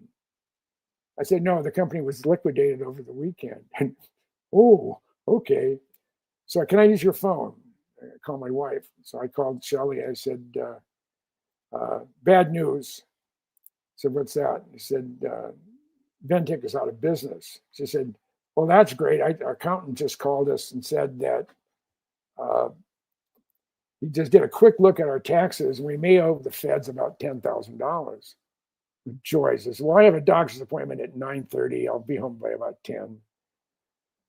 So I walked into Dr. Satz's office and he throws the image up. It was a group death in St. Louis Park. Those are from Minnesota. It's also called group health, but we just called it group death. And he said, Jim, I says, I have good news and bad news. I said, all right, what's the good news? If it's what we think you have, it's historically benign, but it's in the middle of your head, and it's a very dangerous operation. The chances of survival at 5 hours is 50-50. And if you survive surgery, you have a 70% chance of having facial blindness, seizures, and seizures and whatever. I said, okay, fine. I said, but after that, it goes. He pointed straight down. Then your chances of survival, almost go to zero. It's like by minute that you go once you're under a certain point. Yeah. So it didn't affect. Usually they keep people awake, don't they? You were put under, weren't you? I was gone. I was gone. Yeah, I was under anesthesia for 11 hours. Yeah. You really shouldn't have even made it out of there. The surgery itself was 9.5, but there was, it took a while. But it didn't hit me that day. I went home and told Shelley, said, what do you mean it didn't hit you? That he had brain? It was like someone said, I think your left tire is low. No way. And I've heard that before because it's something with the response with your brain. So you didn't. My brain was protecting me from going whole. I mean, just going crazy. So I'm at my favorite watering hole where I went, Monday through Friday, sometimes on weekends, from 8:30 to 9:15, live music. I would dance every single song. I don't drink. And I was there. The band had just gone on break. It's 9:15, and all of a sudden I realized I'm 40 years old. I'm going to die. So I took everything I had to get out to my car, and it took me 3 hours to drive 4 miles because I couldn't see what I was driving. I was crying so hard, hysterical. I get home about midnight or maybe closer to 1 o'clock. I'm in the family room, just bawling my eyes out. And my first wife and I, we're very close today, and because we buried 2 children, that's why marriage ended. And she's just great. And at 3 o'clock in the morning, almost as the second hand went clicking up, straight up at 3 a.m., it's like someone changed channels. And I had this peace come over me. And if this is not the end, I don't have any regrets. So fast forward to 6:30 in the morning at Mayo Clinic in Rochester, Minnesota. Dr. Harner is the ENT doctor. Eversol is the neurosurgeon. They work as a team. He's taking my vitals. My pulse was 52. My blood pressure was 105/65. He said, Jim, you're not very nervous. I said, Doc, I'm at Mayo Clinic. If you can't fix me, no one can. And I use the whole word, but I won't use it on this one because I don't know what your terms and conditions are. Profanity. I said, but to F up, I'll never know it. Give it your best shot. He just started laughing. He said, that is the best attitude to go into it. Something like this. He said, because 40% of successful brain surgery is going in with a positive attitude. And that I had. He said, I'd never had anybody laugh. And I had to laugh with them as they're getting ready to undergo a death-defying brain surgery. So, but because of my brain surgery, I have had excruciating headaches for 40 years. And I haven't had real bad ones for the last 30. And rather than taking an overdose of Advil and Tylenol, which I did every 4 hours around the clock for 10 years, I smoked weed instead to go to sleep.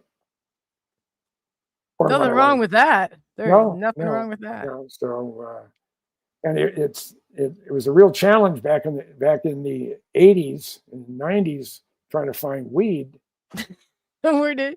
Oh my God! And it was skunk weed from Mexico that tasted almost like gasoline. Oh, the skunk weed, yeah. Oh God, stuff was terrible. I remember when the swag came out. Otherwise, it was just that $25 stuff you got off with the seeds and the stems. Yeah. So, yeah. Oh man, that was our depression. Is always trying to find Behind a bag of weed. Everything was cloak and dagger and code words. I mean, I'll tell you, our generation, we knew how to be the pop cans with the screw up bottoms. We were the masters of sneaky. Back in the 60s, I used to get my weed from a buddy of mine's brother who was a LA County narc. Oh, go figure. Go figure. No, I said, my uncle said if you remember the 60s, you weren't there. It's like, I found this in the evidence room. You want to buy it? It's probably the good stuff. No, it was those are fun times. It was the swag or the, what do you call it? Mexican break. Yeah. You probably like Cheech and Chong show rolling up. Oh, right. I'm going that way. I mean, I can remember I used to pick up hitchhikers when I drove a lot in the Midwest. I had a Kingswood estate wagon. This is like in 71, 72. And I'm heading to Denver, but I'm working my way there. It'll take me 4 days to get there because I dealt with retail stores, point of sale equipment. And right outside of Des Moines, Iowa, there was a young kid and his girlfriend, hippie. They're hippies with their thumb out. They got the good stuff. The thumb out. Jumped in the car. She jumped in the back seat. He in the front seat. We started shooting the shit and talking about this. And he said, "Do you smoke?" And I said, "Sure." And so I pulled out my cigarettes. He said, "Oh no, the other stuff." I said, "Yeah." So we started smoking starting in Des Moines, Iowa. And we're just now 427 miles an hour or something like that. Have already entered Colorado on the interstate because it was speed limit was 80 plus in Nebraska, but there's only 70 in Colorado. So we're right near the first major town on Interstate 76 is what they call it today. And all of a sudden, a Colorado State trooper behind me with the red lights going. So I down all four windows and the back windows all went down. It was this one big green cloud just sort of burst out of the car. And he said, "What do we do with all this weed?" I said, "I don't know, but you talk about something, sobering up instantly." It was like someone gave me a shot of adrenaline. I mean, I was just, right Call that a buzz kill. Yeah. So I actually get out of my car and I'm standing at the front of it. Hopefully, because most of the smell is going back. Hopefully, he hasn't smelled it yet. And he comes up and he says, "Do you realize you're in Colorado?" And I said, "I am." He said, "Yeah, you just crossed over here about 5 miles back." And he said, "And the speed limit changes." So you're in the clear. And no, I was doing 85 and a 70, so he could have ticketed me. Oh. And he said, "But there isn't a lot between here and the north end of Denver. So you drive really careful, okay?" And he's looking at me, shaking his head because he knew exactly what we're doing. We went back in the car and he turned his light off and he headed off. And so we let him. Got the toilet paper roll with dryer. A mega joint like a cheech on. But literally, it was a green cloud inside that station wagon, and it must have been a sight to see when all of a sudden, pooh, this green cloud comes engulfing the cop car as it's behind us. There's no way he could not have missed that. He's so like more like a Friday interview. He's like, I'm gonna need your license and your info and can I get those Cheetos right over there? Yeah, let me just have those Cheetos and I'll let you go. Next of kin, yeah. Give me all your munchies. Yeah, and we'll call it even. Thing about today, maybe it's because I've aged, is I don't require munchies. I like them, but I can smoke and not do anything. That's some real, that's usually the point. You should quit. That's a telltale sign. You no longer are impacted. It's time to lay off of it for just a minute, and And I would when I lived in Waikiki, I lived at Ilokai, and I had the best apartment number in the building. It was 911, honestly. And I had my Pinchy, which it's over here. Your Pinchy. What's a I got to Pinchy? show it to you in case you. Yeah, I got to see what this is. Is this the same apartment as the boys that you shared? This is in No. Hawaii. Yeah. This is at the Pinchy. That's my Pinchy. It looks like a cigarette. This is how I do all my magic tricks, kids. A pinch, yeah. And I'm walking down Kalakaua, which is the main drag on Waikiki, and I'm puffing away. I'm on my way to Duke's. I'm on my way to Duke's to go dancing. And everybody's looking around. They can smell it, but there's an old guy with white hair. It can't be him. And they're looking around. I just laugh. And I just keep on going. Do you think they didn't know that was like? I mean, nope. Didn't have a clue. Oh my God! They're looking around, and I'm sort of looking around with them, trying to figure out where the hell that came from. And I smell it too. Where is it coming from? Yeah. The devil weed. Oh.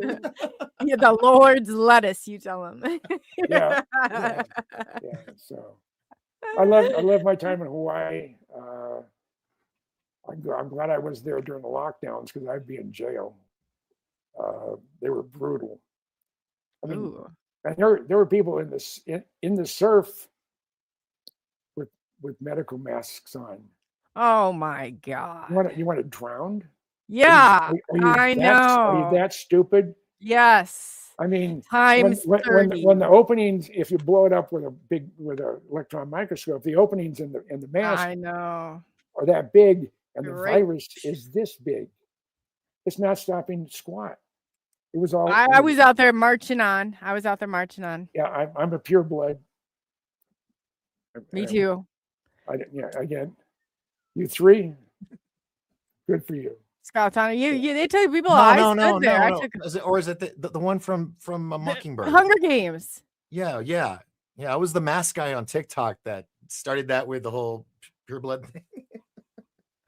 Oh my God! That was a good time. Yeah. I used that before. That's awesome. Yeah. Jim, no, he's not. No. It's just being a trendsetter. It's our generation, Jim. We're the real. Yeah. Resistors. Jim is a trailblazer. I set the trail on fire. You would light it off that fire. Yeah. You lean in and be like, blaze it away. Well, the first Cheech and Chong movie, Up in Smoke, I'd seen it a couple times. It didn't have a one-hitter in it. I was at Patrick Air Force Base with my buddy of mine, Craig Ott, and we brought a lot of weed with us when we went. We flew in C-130 on our annual training. This is January 81, 82, 83 timeframe. And we're going to Patrick Air Force Base, which is Cocoa Beach. How terrible is that to have to do that? And so Craig and I are just really up in smoke. And we decided we're going to go to the base theater because it was playing Up in Smoke. So we're sitting there. I don't realize that my commander, at times Major Carlson, was sitting right behind us. We weren't smoking in the theater, but we were pretty blasted by the time we got there. You were wearing cannabis for men. Yeah. And we just walked into a skunk. And just before something happened with the punchline, we started laughing because we knew what it was. It's like when he opens up the clothes hamper to take a pee. And it was all the straights are like, I don't get it. What's so funny about that? It was the Pinchy. Yeah. So. Oh my God, that is the funniest thing I've ever heard. Yeah. So you smuggled. So you were like the original Air America then. You were the OG Air America. Well, it was within the country, and it wasn't. It was Air America. Well, the last day that we had heard through the grapevine that they were going to have the dogs out by the airplane. Oh my God! A lot of stuff comes in from Cuba or from Bahamas and Pablo Escobar, marijuana. Yeah, so we knew we couldn't take the weed with us, So we were forced to smoke it all. I mean, and it was a good amount of weed. And oh my God. And we didn't need the C-130 to fly back to Minnesota. We were just absolutely. Mr. B would call that wasteful. A true patriot, my friend, sacrificing for your country like that. Absolutely. I have 27 years. And the funny thing about it, for those 27 years, I held an above top secret clearance. Oh well. Let that sink in. Oh well. He said so. They didn't know that this was they couldn't smell you coming in and going. I guess. No, at the time in the early '80s, they had a "don't do it in my face" attitude with weed. As long as it didn't affect your work, or if you smoked it over before you came in, the day before, if they the do wake and bake. When they do a surprise drug test. And I asked a buddy of mine who was a neurologist, I said, hey, how long should the time frame be from smoking good weed to where it's not going to show up? He said, first of all, hopefully it's 24 hours, but it doesn't have to be. But when you're giving them the urine, if it's been more than 10 hours since you hadn't smoked, most of it's out of your system. There's trace amounts in there. What? And over the counter stuff is not the best way to focused enough on real small amounts to come up with anything but a negative. So they must not have been so sensitive back then. If they sent it to a lab, it was ding, ding, ding, ding, and you were out. But if they just did, I don't know if it's a tape thing you put in or whatever. I never failed it. Oh, one of those old school ones. Then I think it was the mid '80s when the Air Force came out with a zero tolerance. So I didn't smoke weed for almost 10 years, and I survived. But I also took 3 extra strength Tylenol and 2 Advil every 4 hours around the clock. That's really bad for your they did so much damage. They did so much damage. I mean, they went in right here, 2.5-inch hole. They did a spreader on all my tendons. They tore stuff. I had no feeling on this side of my head for 10 years. I got most of it back now. But the net result is there was so much damage done to the tendons, the nerve endings. I suffered some real severe headaches. The neurologist that I went up here, I went had when I retired from Hawaii and I moved here to Arizona. I went and had acupuncture and they couldn't stop the headaches. I went to the neurologist. They did an MRI and her doctor partner called me up and said, Mr. Goodall, there's a reason why you have a headache, and it's amazing that you still have a. No, I haven't seen a 6-sided shaped UFO. Just when I don't think you're even paying attention. He's on time like a boss. Yeah, he is too. He watches everything. One time, he's gotten me a couple times. I'm like, man, he sees. You're like a laser sharp. Well, unless I put some Vaseline on my lens, and then it's sort of, So that's the weed. No, I have not. Yeah, and the other thing I haven't done because I've been on the road is I haven't watched Bob's new movie. S4. Yeah, well, I know it would be. So this will be When are we going to that premiere?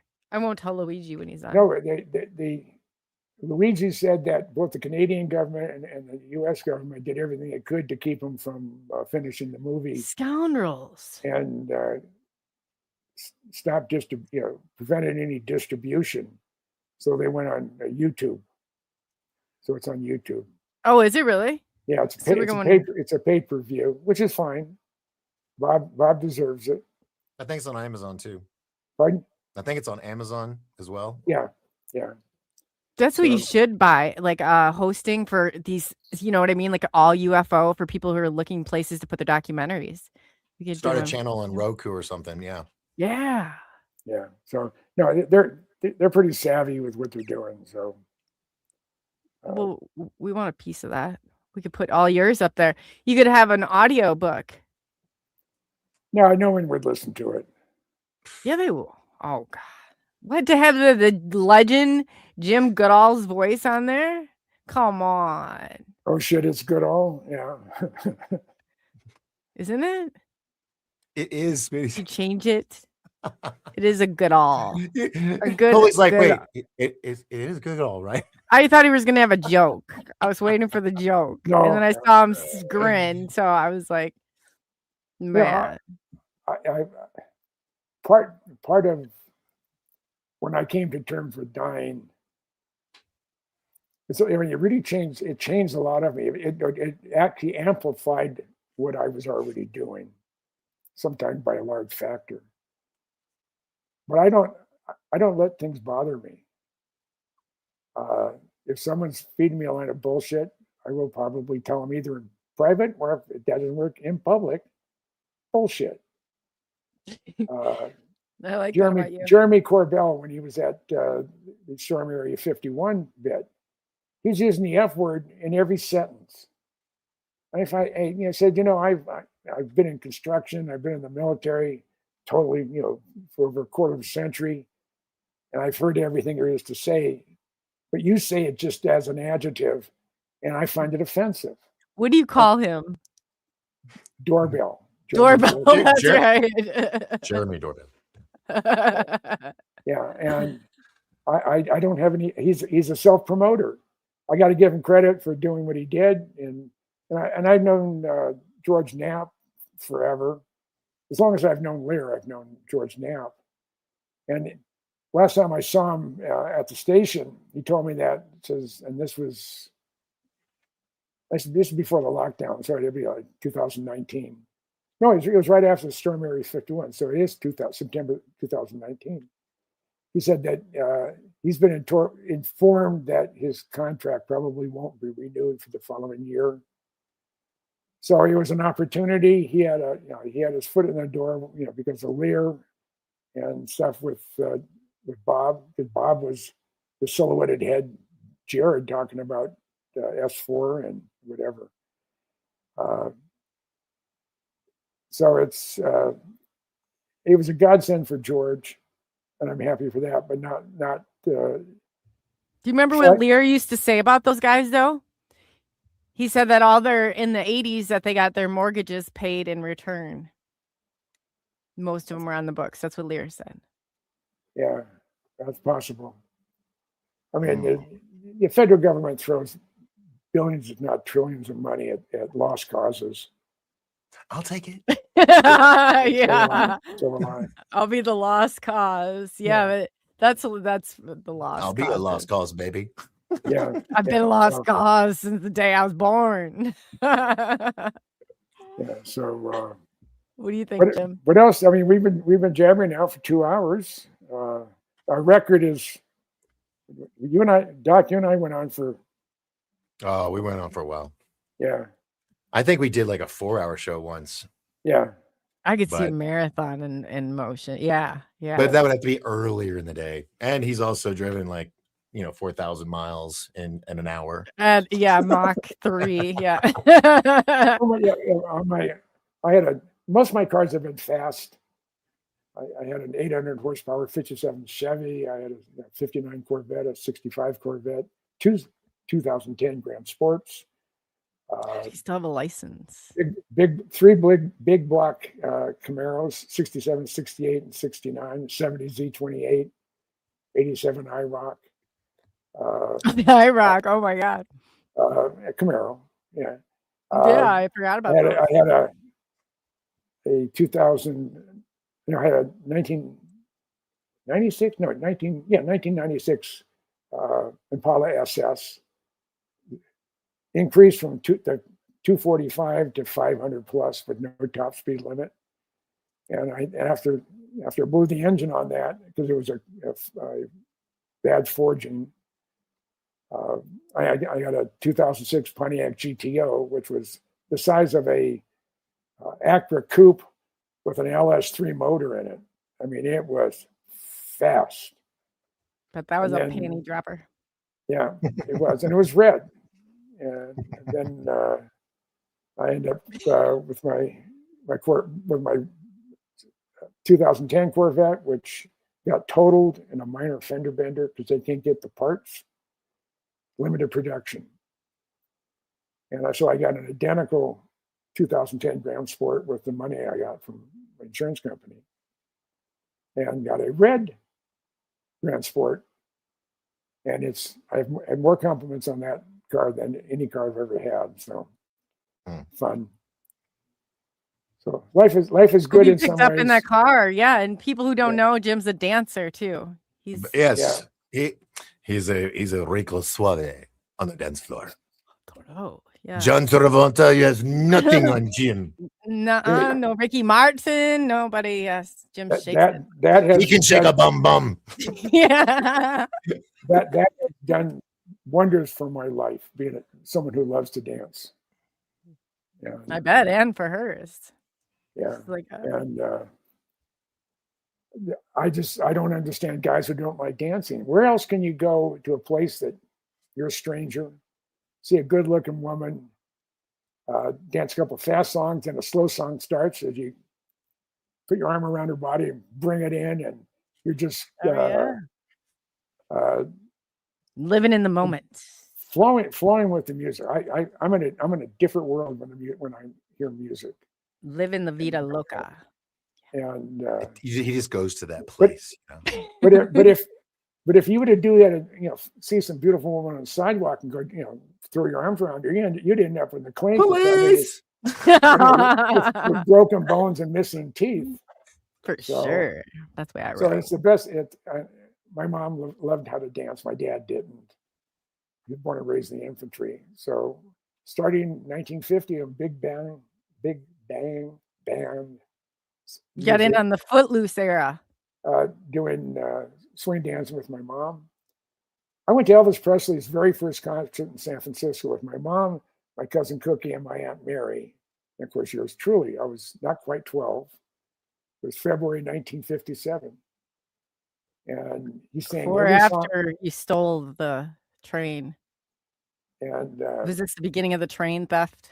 No. This is him going to the first Elvis concert. Yeah, first Elvis conference. Elvis concert. Yes, I needed. It was at Were you really went and saw Elvis? Yeah, it was at San Francisco Civic Auditorium. It was February 1957. My dad was pissing and moaning about the tickets. They were $7. We're not more than holy crap. That is a lot, though. Yeah, that's like going to go see like Britney Spears, Madonna these days, or Beyonce. It's like it's ridiculous amount of money, like a car loan. Yeah, I'll go hit my thumb with a hammer first before I go see those. But anyway, Elvis. I went and saw Ray Charles at San Jose Civic Auditorium in 1960 when it was Ray Charles and the Raylettes, and that's where they first promoted or sang in public "Hit the Road Jack." And when I worked for the phone company out of the Crenshaw district, I was in the Crenshaw, Ray Charles' house. I was in Dinah Washington's house. I was in Ike and Tina Turner house. Baldwin Hills at the time in the 1960s was the Black Beverly Hills of LA. Ray Charles wasn't the one pretending to be blind, was he? No, well, who was the one? I suppose he was blind, but at the San Francisco. No, Stevie Wonder. Stevie Wonder was pretending. But Ray Charles at the San Jose Civic Auditorium, somebody threw something at him and he ducked. But he also had incredible hearing, because when you lose one sight, you will lose one of your. That's probably why they had to say that. If he caught him like that, it's well. The thing that really launched that whole thing was it was Mariah Carey or somebody was accepting an award, and they waved to him, and he waved back. And then another time he was being walked off stage, and a mic stand fell, and he caught it and put it back. Now that could be like hearing, hearing it like spidey senses, but those are some of the sonar hearing people now. go, oh, he's faking. So Yeah. The jury's out on him, Jim. yeah. Okay. All right. And that right there is Jim code for let's wrap it up. Let's wrap it up. He said, Jim, it's been absolutely great to have you. But Doc, do you want to tell them too about the GATE program? We definitely want to throw that out there for everybody listening. This hits really close to home. Yeah. Just that I am working on putting together the first ever GateCon, which is for all the GATE kids who are now grown up and are waking up. Online groups are great, but being in the same room with these people and meeting and comparing notes is what it's going to be all about. And it'll be right now, tentatively, it's in Phoenix, but we're looking for sponsors to help us get the deposits and everything down so we can get this thing going. But it'll be the first ever. So hopefully we'll be able to do it in multiple states in the near future. But yeah. One thing, the world's largest AI facility, probably in the world, is being given the green light in Amarillo, Texas. They're going to be in part in the reservation where Pantex is located, nuclear weapons people. Oh. And they're going to have 4 nuclear reactors there to power the place. And I said, well, what about the coolant, water? He said everything is to be gray water, recycled water. That he said that they have it, they've figured it out. But I said the problem is their objective is to hire 10,000 PhDs to man the facility. Wow. And probably the physical building will be underground, as most everything at Pantex is underground. So what are they going to do? Because I heard that going back, the casing was wearing off of all of the nuclear weapons, and that was the problem. And they could shoot them off at the sun, but then they said, what if they don't make them there? And I don't even know if there's even a thing, but for real.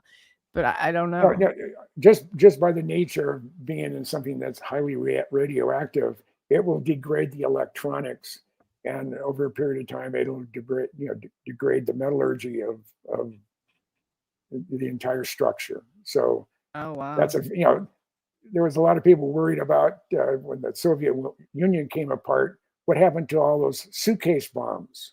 I've actually picked one up. It was a dummy. It was at one time a suitcase bomb carried by American diplomats. And it weighs as much as, I don't know if they use lead or if they use tungsten, whatever it is, but it is weighed as much as the real one would have weighed.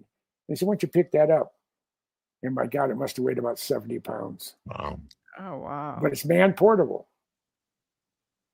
And it's like 1 megaton. Where do you think they're at? 1 to 5 megaton. Pardon? Where are they at? How because you can't obviously open the thing about when the Soviet Union came to an end, everybody started worrying about the suitcase bombs. They're portable or whatever. But nuclear weapons have to be constantly maintained and upgraded and modified, and things changed out on a regular basis. Because after a while, all the major components that would allow the proper so they're not even at a risk of detonation? No. Now the radioactive material in there could be a risk, because you can make a dirty bomb, conventional explosives, and just blowing a lot of radioactive garbage into the air. But when I was in high school, that's what we were taught, that these casings were wearing away and we were going to blow ourselves up from the nuclear weapons. That's what probably the same teachers that taught today's newscasters how to lie. And all talk in the same cadence when they do the news. Yes. I mean, and it was in a gifted and talented class. I remember it was the one after school. Yeah. Yeah. That figures. Yeah, you could change channels, and if they're talking about nuclear weapons, the verbiage is exactly the same, but it's like 8 different channels. You're just reading the same script. This exact same script, word for word, pause for pause. All from the United Press Service or Press Corps or whatever. So they all get the same email. Yeah. And that actually, when Obama was around, everything had to go through the White House. Then it went to the Press Corps, and then it was gone out because they wanted to control everything. I mean, Skid Mark would do something evil to America. Oh It's all on how you look at it. Oh my God, Jim. I about died when you said that. Yeah. Oh my gosh. I can see Jim is slipping. We're gonna have to let him go. He's being more than a trooper right now.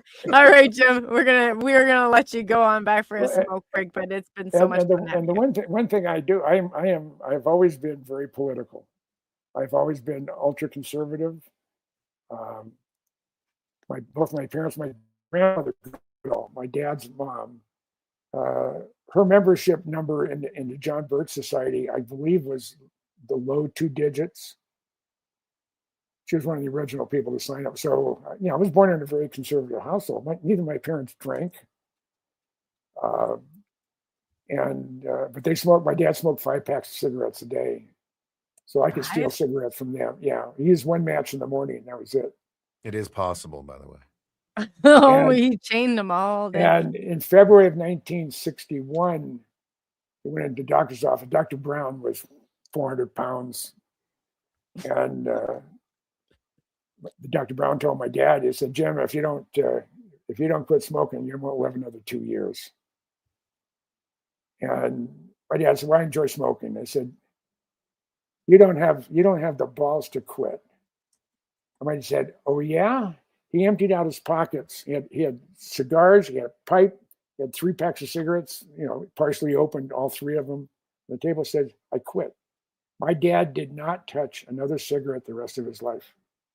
Oh, wow. Because he was And that's why when I quit smoking, I smoked for 20 years, from the time I was 12 till I was 32. And I quit on March 13th, 1978. I have not touched a cigarette since. That's awesome. And now take your weed down to Doc's house and do the same thing.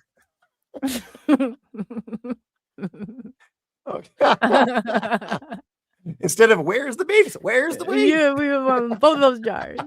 Yeah. We'll split it. So, and I had a fun time, Doc. Great seeing you. You too, brother. You look even healthy. Something's wrong. I know. It's neuro gum. Oh, okay. It's the gum. Yeah, I'm sold. I mean, this is Joe Rogan chumps on this every show. So I have to be real careful with my time now. I think Doc, I'm not sure if I told Chloe, my wife has Alzheimer's, and it's getting worse by the day. Oh, and it breaks my heart. I mean, how many guys out there hate being married? I love being married to her. And she let me drive, she didn't have any problem with me having a Corvette and going on road trips and having a good time. She says, and all your friends are weird. I said, normal people are boring. Everybody I know is exceptional in a certain way, and weird in a lot of ways that's very compatible with who I am. So that's the nicest thing you've ever said about me, Jim. I take that back, Doc. No, and in this community, and it's a weird community. I mean, you look at some of the people here, you just have to scratch your head. I know. I have never felt as accepted or comfortable as I do in this community. The UFO, spooky airplane, UFO, alien invasion group. And I love it. It keeps my mind working. I'm delighted to be here. I know we had multiple bad starts, with Chloe, with you. Because why, Jim? I always have you on for the first. Anytime I do a show, I know it's going to be. But Jim will sit on there with me. He always has. He always kicks it off. And we always have a disaster, don't we, Jim? Yeah. And but it yeah. And I'll never forget that. Yeah, and I was looking at the weather when I left on this Sunday. They had the Minnesota back. And they were predicting thunderstorms, hail. Yeah, we did get hit. And golf ball size. I have a plastic car, and I didn't want to have another Corvette totaled. So I left early, and I stayed. I finally got out of rain in Kansas City. I forgot that storm did come through because it was like all cleared, and then we got some weird weather for I drove through a lot of it. The worst part was from Des Moines to Kansas City. Yeah, it was just really weird, like snowstorms out of nowhere, and just even weird for the Midwest. Weird. I forgot you were going to Rochester, right? Yeah, my son says I'm going to be tied up in a conference the whole time, so it wouldn't be. I said I won't have time to spend to see you. So I left. I actually arrived 2 days early, so I had time to spend with my son. Oh, that's cool. That's awesome. Yeah, he's got the good weed, doesn't he? And that's where you filled up. That's where you stocked up. Yeah, and he's an incredible young man. I'm very proud to be his dad. Oh, that's awesome. Both your kids seem amazing. They are in their own way. Alicia Noel Goodall. I said, well, how did I get the middle name Noel? I said you arrived on the 20th. Oh, my cousin's name is Noel. Yeah. Oh, you wow. arrived on the 20th of December 1984, and you needed a middle name. We were going to use one of your Korean names, but her name was Nam Jung Young, and there was nothing pretty about that. So my first wife, Shelley, said, well, she needs a middle name. I said, she came at Christmas. Her middle name is Noel. I like that. Oh, okay. And when she was doing modeling, she was Alicia Noel. Oh, wow. Yeah. They have a song even written about her. She's golden. Yeah. So. Yeah, that's awesome. Well, Jim, I really want to thank you for coming on here, and it's always great to have you, and that Well, yeah, but because you don't have to do any talking, I do it all. It's a one-man show. I mean, he's a one-man band. That's part of what I enjoy. The one-hit wonder. Yeah, but I love it when there's a group of people on, and I know you do. I know Terry or Mr. B and I know Perth. We should get I was thinking about that when we were on here too, and I saw Mr. Bauer in here, and then Gerald from Midwest Night Watchers. Robert was in. Yeah, he sort of fell off the face of the earth. I don't know what he's doing now, but yeah, I heard that. I saw him. The Geezer Squad. The Geezer Short. Oh my God, the best was Jim. If I could find that quote, that was probably one of the funniest I've ever heard. Jim, his comment on about the. Oh my God, I have to find that. That was awesome. That show, I can't believe you guys should start that show up. That was like Saturday night. That was like golden. We had a lot of good people. Doc, didn't you start on it too? They're like you part of the Geezers. Yeah, I'm in this. Yeah, I'm in this community because of Doc Skinner. Easy. Well, I knew he'd be famous. It was his time. Yeah. Well, Jim, you're really, I mean, of all the people, I can't say I would see you're not. I mean, you go on any show, it doesn't matter if somebody has one subscriber or a million subscribers, they'll go on. You always do. You're really good about that. And the other thing I tell everybody, I don't keep anything just to me. Because if I drop over dead, either because a meteor hit me or whatever, something obvious. That would die. That would die with me. So, in 10 minutes from now, if I would have some evidence on something that's earth-shattering, I will be getting hold of somebody, multiple people sharing that information. Perfect example. I'm making this real quick. When his buddy caught a radio transmission of the American Airlines flight coming to, I think it was Phoenix. And they saw what looked like a missile fly by the plane. His friend let him listen to it. Then Jim called me and says, you got to listen to this.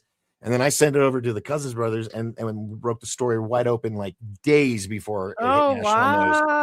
That was because of Jim. Yeah, I'd forgotten about that. But is that how you met everybody? I didn't because I chew nor gum. You need them as a sponsor.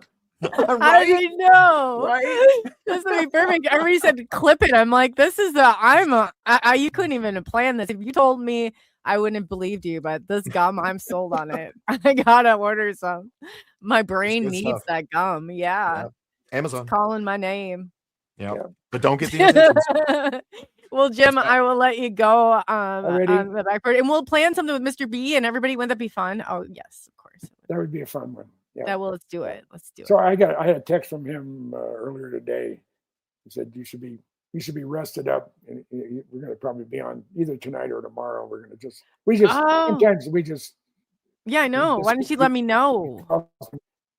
And we shoot the shit for a couple hours, just him and I. Mm-hmm. And Yeah, I've been on there before.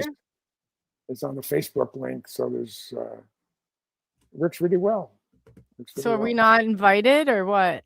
I thought Mr. B and friends. I thought friends were included. Yeah, that was the prerequisite. You didn't qualify. If you don't have an AARP card, you can't get in.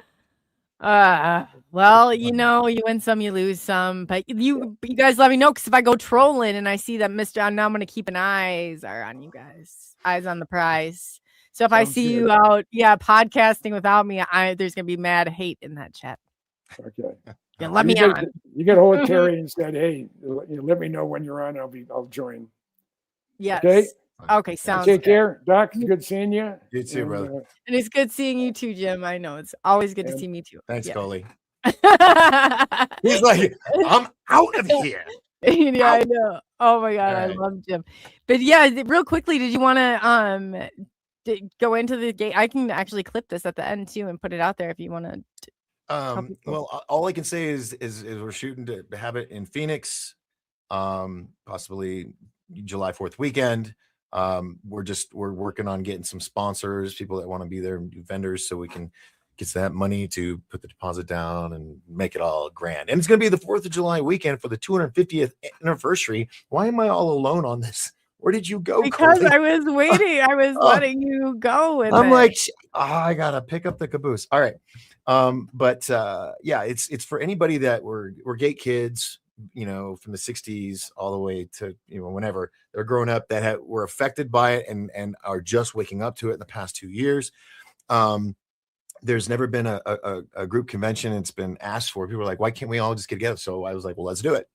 So really an idea. Yeah, it's going to be awesome. Right under 500 people, 50 VIP passes. That the cutoff date is 30 days before the event. So and it comes with a lot of cool stuff, dinners with the speakers, and everything goes well, we'll have a 4th of July pool party at the hotel, hopefully with fireworks going off in the city, because it's the 250th birthday. So someone's gonna have a firecracker or a Roman candle. It'll just be a really cool thing. It's not something to traumatize anybody. We're there to find each other, to come together, compare notes, and uplift one another, and find some new friends. Find your tribe. Yeah, that's so many great. of us feel alone because we don't rememremember who our classmates were if we had them in the gate program. Real. Oh my God. And I'm not saying all gate because it's kind of thinned out to where now it's math and science and spelling bees and all that. But when they were first starting out and experimenting with us, the old folk, we got the cool CIA version. Plus, not everybody got to that level. They had layers of it, like the first layer was the fluoride, for the pineal gland and everything. And then if you were able to, your psychic abilities cut through that, and you're still able to figure out, is it a star, is it a square, is it a circle? And then you were in the next tier. And that's when they started using the secondary pink liquid, because they've already got us, desensitized the pink liquid good. And that was the scopolamine, which would cause temporary amnesia up to 20-30 minutes, enough time for the gateway tape sessions, which were 30 to 40 minutes each, giving you enough time to get pulled out of class, get drugged, have an out-of-body experience, and then go, this is my class, I'm going back to class. Okay. And that was our lives. So this is a big bringing people together thing. I'd like to know where we went. When you? There's so many questions, but like, where do we go during that time? Because obviously they sent, like that. Those are questions. Like, I mean, there's so many unanswered. Some were taken to whole other schools. They were put on little minibuses and they were taken to another school because maybe they were one of two only people in their whole school. So to save on the government agents to come and do the testing, they bring you over to another school to kind of two birds, one stone kind of thing. So, but yeah, I was in as far back as I remember as kindergarten. I think it also went back to preschool when I was on the air bases, Dover Air Force Base and Mather Air Force Base. When I would get dropped off at those daycare centers and then not remember the day, but just remember my parents coming and picking me up. So. I think they got us with the blood. I think there had to have been markers before then, because that doesn't even like how I got it for. There have to have been markers, and it's so important for everybody to get together. Maybe we can put some of those pieces together because it's so, that it's crazy though. But this stuff really happened. Yeah, this was, and I didn't even know. Like I didn't even know it was all connected to this community. You're probably one of the first people that I met, and I've been talking about this for years. I just didn't even know that it fit into all of this. It's just so crazy. I think people are going to be really surprised at who all was in the gate program. Yes, there's a lot of people, because I've been doing it. I've been asking people lately. I'm like, hey, so were you in the gate program? And they're like, huh, what? And they don't know. Now, I'm not saying that they weren't in it. They may have been in it and just don't remember, like a lot of us. But it's gonna. Who knows? They may have trained us to be ready for the revolution. What is it exactly though? Isn't that crazy? Because I worry about that too. I'm like, man, what if I get a call like the Manchurian Candidate someday, and they're like, da da da, and I'm like, swordfish. Like, yeah. Like Coley, huh? Actually, I'm kind of upset with Netflix and Amazon because they're just charging us for stuff we've already seen, right? So I got an Apple TV, and I'm watching this show called Severance. Have you seen it? No. Okay, let me just. This is the preference. These people work in this government facility. It looks like the CIA building, okay, but they're down underground. And when they get in the elevator and it goes down, the first bing they hear puts them asleep. The second beam, bing, wakes them up. Oh. And it's a split personality that when they go down and up the elevator, it switches there, and their second personality only remembers being in the office every day. Yeah. They don't go home. And the person that does go home doesn't remember anything or know anything at work. It's like the perfect security system. And they don't even know what they're doing. They're like, what is our job? But they do. So they basically have multiple personality disorder So they split. Yes, a split. Yeah. It's called a severance where you separate the mind. You fracture the brain. Oh yeah. And so you have the work and when they're out and about, even if they were to see somebody that they work with, they wouldn't know. You know what? That's crazy. I had one lady that I dealt with that had like 5 or 6 of them, and they did not know of one another, completely locked out. And because they're created in a defense, they're created to like patch that together. Oh. Yeah. Another great version of that is the Bates Motel series. Holy crap. It's like a train wreck you can't look away from. Yeah. But I hate the kid. I'll never want to watch anything. The kid that played Norman Bates as a kid. He's brilliant. He speaks 5 languages. He plays the autistic doctor on TV. Forget that. After his dad, dude, I had fainted. I mean, I don't even think he can play that sadistic mother. Here's the thing. Being an actor, it makes you wonder, where did he pull that from? Exactly. Where did that come from? Ed stuff right there. Bingo. Oh, anyway. God. I don't dislike a lot of actors, but I mean, I had to watch it all the way to the end, but God, I don't like him. I got into it. I could only make it 3/4. It started to get painful. And then when that bump on the chair, the mole or whatever, I was like, and I was up and we did an investigation up at the university because he was at Mendota State Hospital. And I remember they said once he got there, he was the perfect patient. Like he was, I'm like, what went on in that house? What went on? That's made. You know what I'm saying? That's not just like born. I mean, part of it is, but that is made. Man, well, we should do a show where we just go on about this and see if we can bring some other people in, maybe Oh, maybe yeah. Do Alex and some others, and get this thing going. you want to know, do we like an only open need, panel and get people on and talking about yeah, it? because well, if we can get some of the people that are going to be at the event, that would be great. Oh, So let's do people, it. Yeah. but we need to lock in everything with the deposit. Right. You can't get the Yeah. cart before the horse.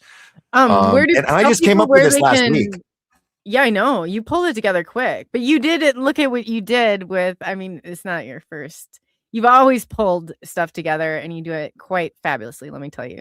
Thank you. And everybody says that, but I'm like, you're not doing it. I got someone else Well, do you, it. I know, but you yeah, do it so well, I'll help you. yeah. No, It's yeah. Anyway, so where can people, if they want to donate to this, where can they do that? people donate. That yeah. I don't. Ooh, I'm that's a good I'm gonna idea. get this out there because it really does. It hits close to home, and I think I it's mean, so important. I really do. I want to go. I figured if someone's going to give us yeah. money, they're going to want to be there. But I mean, that's kind of like a sponsor thing. If somebody wants to think, hey man, we got this. This is a really cool conference idea. It hasn't been done. I want to do my part and throw in, a donation so that we can get this thing on the calendar and start marketing and all that. It's history too.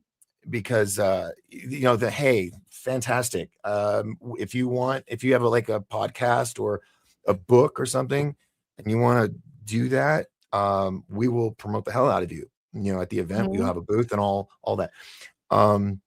There's 4 tiers, and when you think about it, all the advertising and the people that are going to be here, and it being the first one, and being in the city, it's a pretty cool opportunity. And you could say, hey, I was there before it left the train station. So I don't have a donation button of any sort. I do have a web person. She's like my mentor, but Martina Webster, and see if she can help me, because she said something about a donation button, but I'm like, I want to give something back. But if somebody wants to do that and go on as a sponsor, excellent. And that's not an investment. That's a sponsor. You get advertisement and stuff. I've had people with confusion. They're like, where's my 20%? I'm like, you were a sponsor. Yeah. You weren't an investor. Yeah. And I'd be willing to throw some commercial time at the end, or, at the beginning, even in too, because I have that break. So, I mean, definitely yeah. And it's, word of mouth is the best. I've actually pulled off all my events without having to buy clicks. It's a lot harder. It takes a lot more time, but it's more gratifying because I didn't buy 100,000 bot votes or bot likes or something like that. It's legitimate people, and that's who organic. That's exactly. very very organic. So yeah, we're going to start with the sponsors. Once we get the sponsors, got everything locked and loaded, ready to go, then we'll be doing VIP. You should have something so they can see how far it's going and how far, if you can, and then we share it and kind of everybody can follow along. Like the Domino's thing where it shows you how your pizza's being made. Yeah. See how your campaign's doing. Yes, so people can follow it and see. I think that'd be great. You mean like one of those thermostats with all the dollar figures? Yeah. We could show it during maybe some. I mean, I'd have to have somebody else do it because but it's a great idea, and it's not a lot to get this thing launched, and then once that happens, profit from the event is going to prepay for future events, because we want to do 2 in Phoenix a year, 2 in Dallas a year, and maybe 2 in Montauk, New York, with a possible tour of Camp Hero, where the whole Stranger Things concept came from. Yeah. And actually maybe have Brian Nimick, Stuart Swirlo, who wrote with Preston Nichols the Montauk Project, the very first book on Montauk. And possibly get him there as well. So if you want to be a part of something really cool, and you're a gay kid, and maybe you're maybe a hot shot banker or a stock trader, and you're like, dude, I got $1,000 I could throw, dude, you'll get VIP status. You'll get to meet, you'll get to hang out with everybody. You'll be treated very well. Yeah. And once we get that, then the shows are going to be consistent and spread out around the country. So we know not everybody can afford plane tickets. I know. I I just can't. to see the I don't even like going on a response plane. was crazy. Yeah. You know, I'm all Like about everybody's road like, "Oh, I trips. want in this country." Like it's not just in the United States; it's all across, you know, And the that's world. another thing. I've had people from Africa like rip me a new one on the first day I posted about it. Yeah. They're So like, we can have your own. you have to involve Africa on this. And I'm like, what do you mean? You know, it's like, well, we have to be able to see the event and all that. And I'm like, first of all, They said it's not fair, and I yeah, said, and I was "Oh, like, it's fair. You when plan they your own said, event." Did you see yeah, my comment back? yeah, thank you very much. And when they said you have to do this, I'm like, well, first off, I'm Gen X.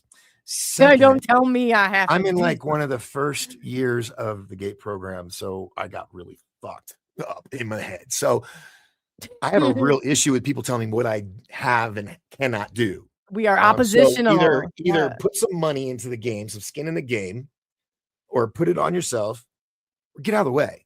Yeah, I always say that too. And I'll tell you, Get out of my way. other than another person saying, "Oh my God, it's the government. They're trying to get us all in one room together." I'm like, dude, I'm one guy. I put on Disclosure Con. Kids aren't afraid of that. You tried all that already. We don't care about that. You know? That's okay. We're looking for the older generations too, because a lot of us are the ones that are waking up, and we got a lot to talk about. And you know, the goal, we could have up to 10 speakers that weekend, and there'll be, of course, 4th of July party bash by the pool, and then meet and greets and booths and vendors and whatnot. So if you're interested and you want to help make this happen, you can go to our website. Wait, did I give you guys that website? No. Let me pull it up. It's 1028-productions.com. And where's my website? Is that it? No, let's do it this way. And I'll copy and paste it and put it in the doohickey thing. Oh yeah. I am typing it out. I'm like, hold on. I'll put it in the post. We're definitely Gen chat Xers. for the world to see. And it's 2 pictures right now. I started putting this together like an hour before the show. So there's not a lot on there yet. Anywho, but yeah, there's contacts in there. And at the bottom, just message me if you want to be a part of it. And if somebody just wants to flip the whole bill, you could probably make an extra $10. Yeah, I can guarantee an extra $10, profit on that. So yeah. And I will be there. So come in. I could not be more excited. I was going to go, and I've redirected. I'm like, we got to make this happen, because this would be it. And not only, I mean, I've always kind of felt like we were left out of part of it. So this would it's because ufology and conspiracy is such a wide spectrum. I had one person say, "Hey, you need to widen the topics so you get more people." I'm like, no, this one's different. That's what Disclosure Con was about. When I did Disclosure Con multiple years, it was everything, entertainment industry, how it's all intertwined. This is because, me, like everyone else, have been affected at waking up and remembering all this shit. So this is for us. This is for the Montauk kids, the hundreds of thousands, not all of them, because a lot of them didn't survive, but the ones that did, it's for them. It's for, kids with MK Ultra and whatnot. This is the gathering. I don't want to say the quickening. This is the gathering. Get everybody together with their little a little superpower. I can't even imagine what it would be like. This is going to be amazing. Oh, could you? I mean, seriously, think about it. No electricity for miles, probably. Oh, wouldn't that be just the hilarious thing? The whole hotel goes out power-wise because we've got too many 11s in the room. Yeah. Oh, for sure. I don't know how many cores I've so that it does, and you get that energy flowing. I'm like, for sure, this would be amazing. That's our tribe. Yes. We were separated as children and isolated. Yeah. But this is a way for us to finally come. And you know what? You might make some lifelong friends that you didn't realize lived down the street. Like Jim. Like when the Cousins Brothers and we went to go stay with Jim for the night. And the next day we were going to go do a video interview with John D'Souza, the guy that was the inspiration for the X-Files, right? And So we all get up and you know, we're getting ready to get in the car, and Blake and Brent are sitting up front. Me and Jim are in the back, and they're typing in the address. And as we're pulling out, it pops up, you know, our route. It's like 8 houses down. So you never know who might be living. You know, yeah. So And that was Jim Goodall. Yeah, Jim lives straight from John to yeah, it was crazy. A lot of people. Did he not like toilet paper? A lot of us are moving to Arizona. You got to come out here, Coley. I know. I have definitely. It's not all desert either. We have up here where I'm Northeast Arizona. We're like 7,000 feet up to 10,000 feet, and we have these things called trees and seasons, and snow. Yeah. So so you're just like outside of even the snowbird stuff. That's good. Oh no, we're like this little hidden gem in there. People in Phoenix don't even know we exist up here. You know, I like that. See, that's now that you're speaking my language there. Yeah, and when that crap hits the fan, we got 3 bridges we're blowing. Totally isolated. Oh, so yeah, that's smart. That is smart tactics right there. Yeah. That is smart tactics. Yeah, well, we have roads coming in. We have the Mormon militia, so they've been planning it for a long time. Oh, it's cool. Yeah. We're cool with it. We're cool with it. They got lots of family. They keep it in the family. That's okay. Yep. So anyway, I've got puppies. Yeah, you do, and you got new ones. So and I gotta go check on them because they're puppies. Oh, and, yes. So I'll let you go, but we'll definitely plan. I look forward, and we'll do a panel. Just let me know when, and we'll plan it. It'll be fun. So, and then there were So I'll let you go on it. And then there was one. I just wanted to say just a little housekeeping stuff. Tomorrow, Chris Miner and I are having Steve Mara on. Steve Mara at 3 p.m. Central Standard Time, 4 p.m.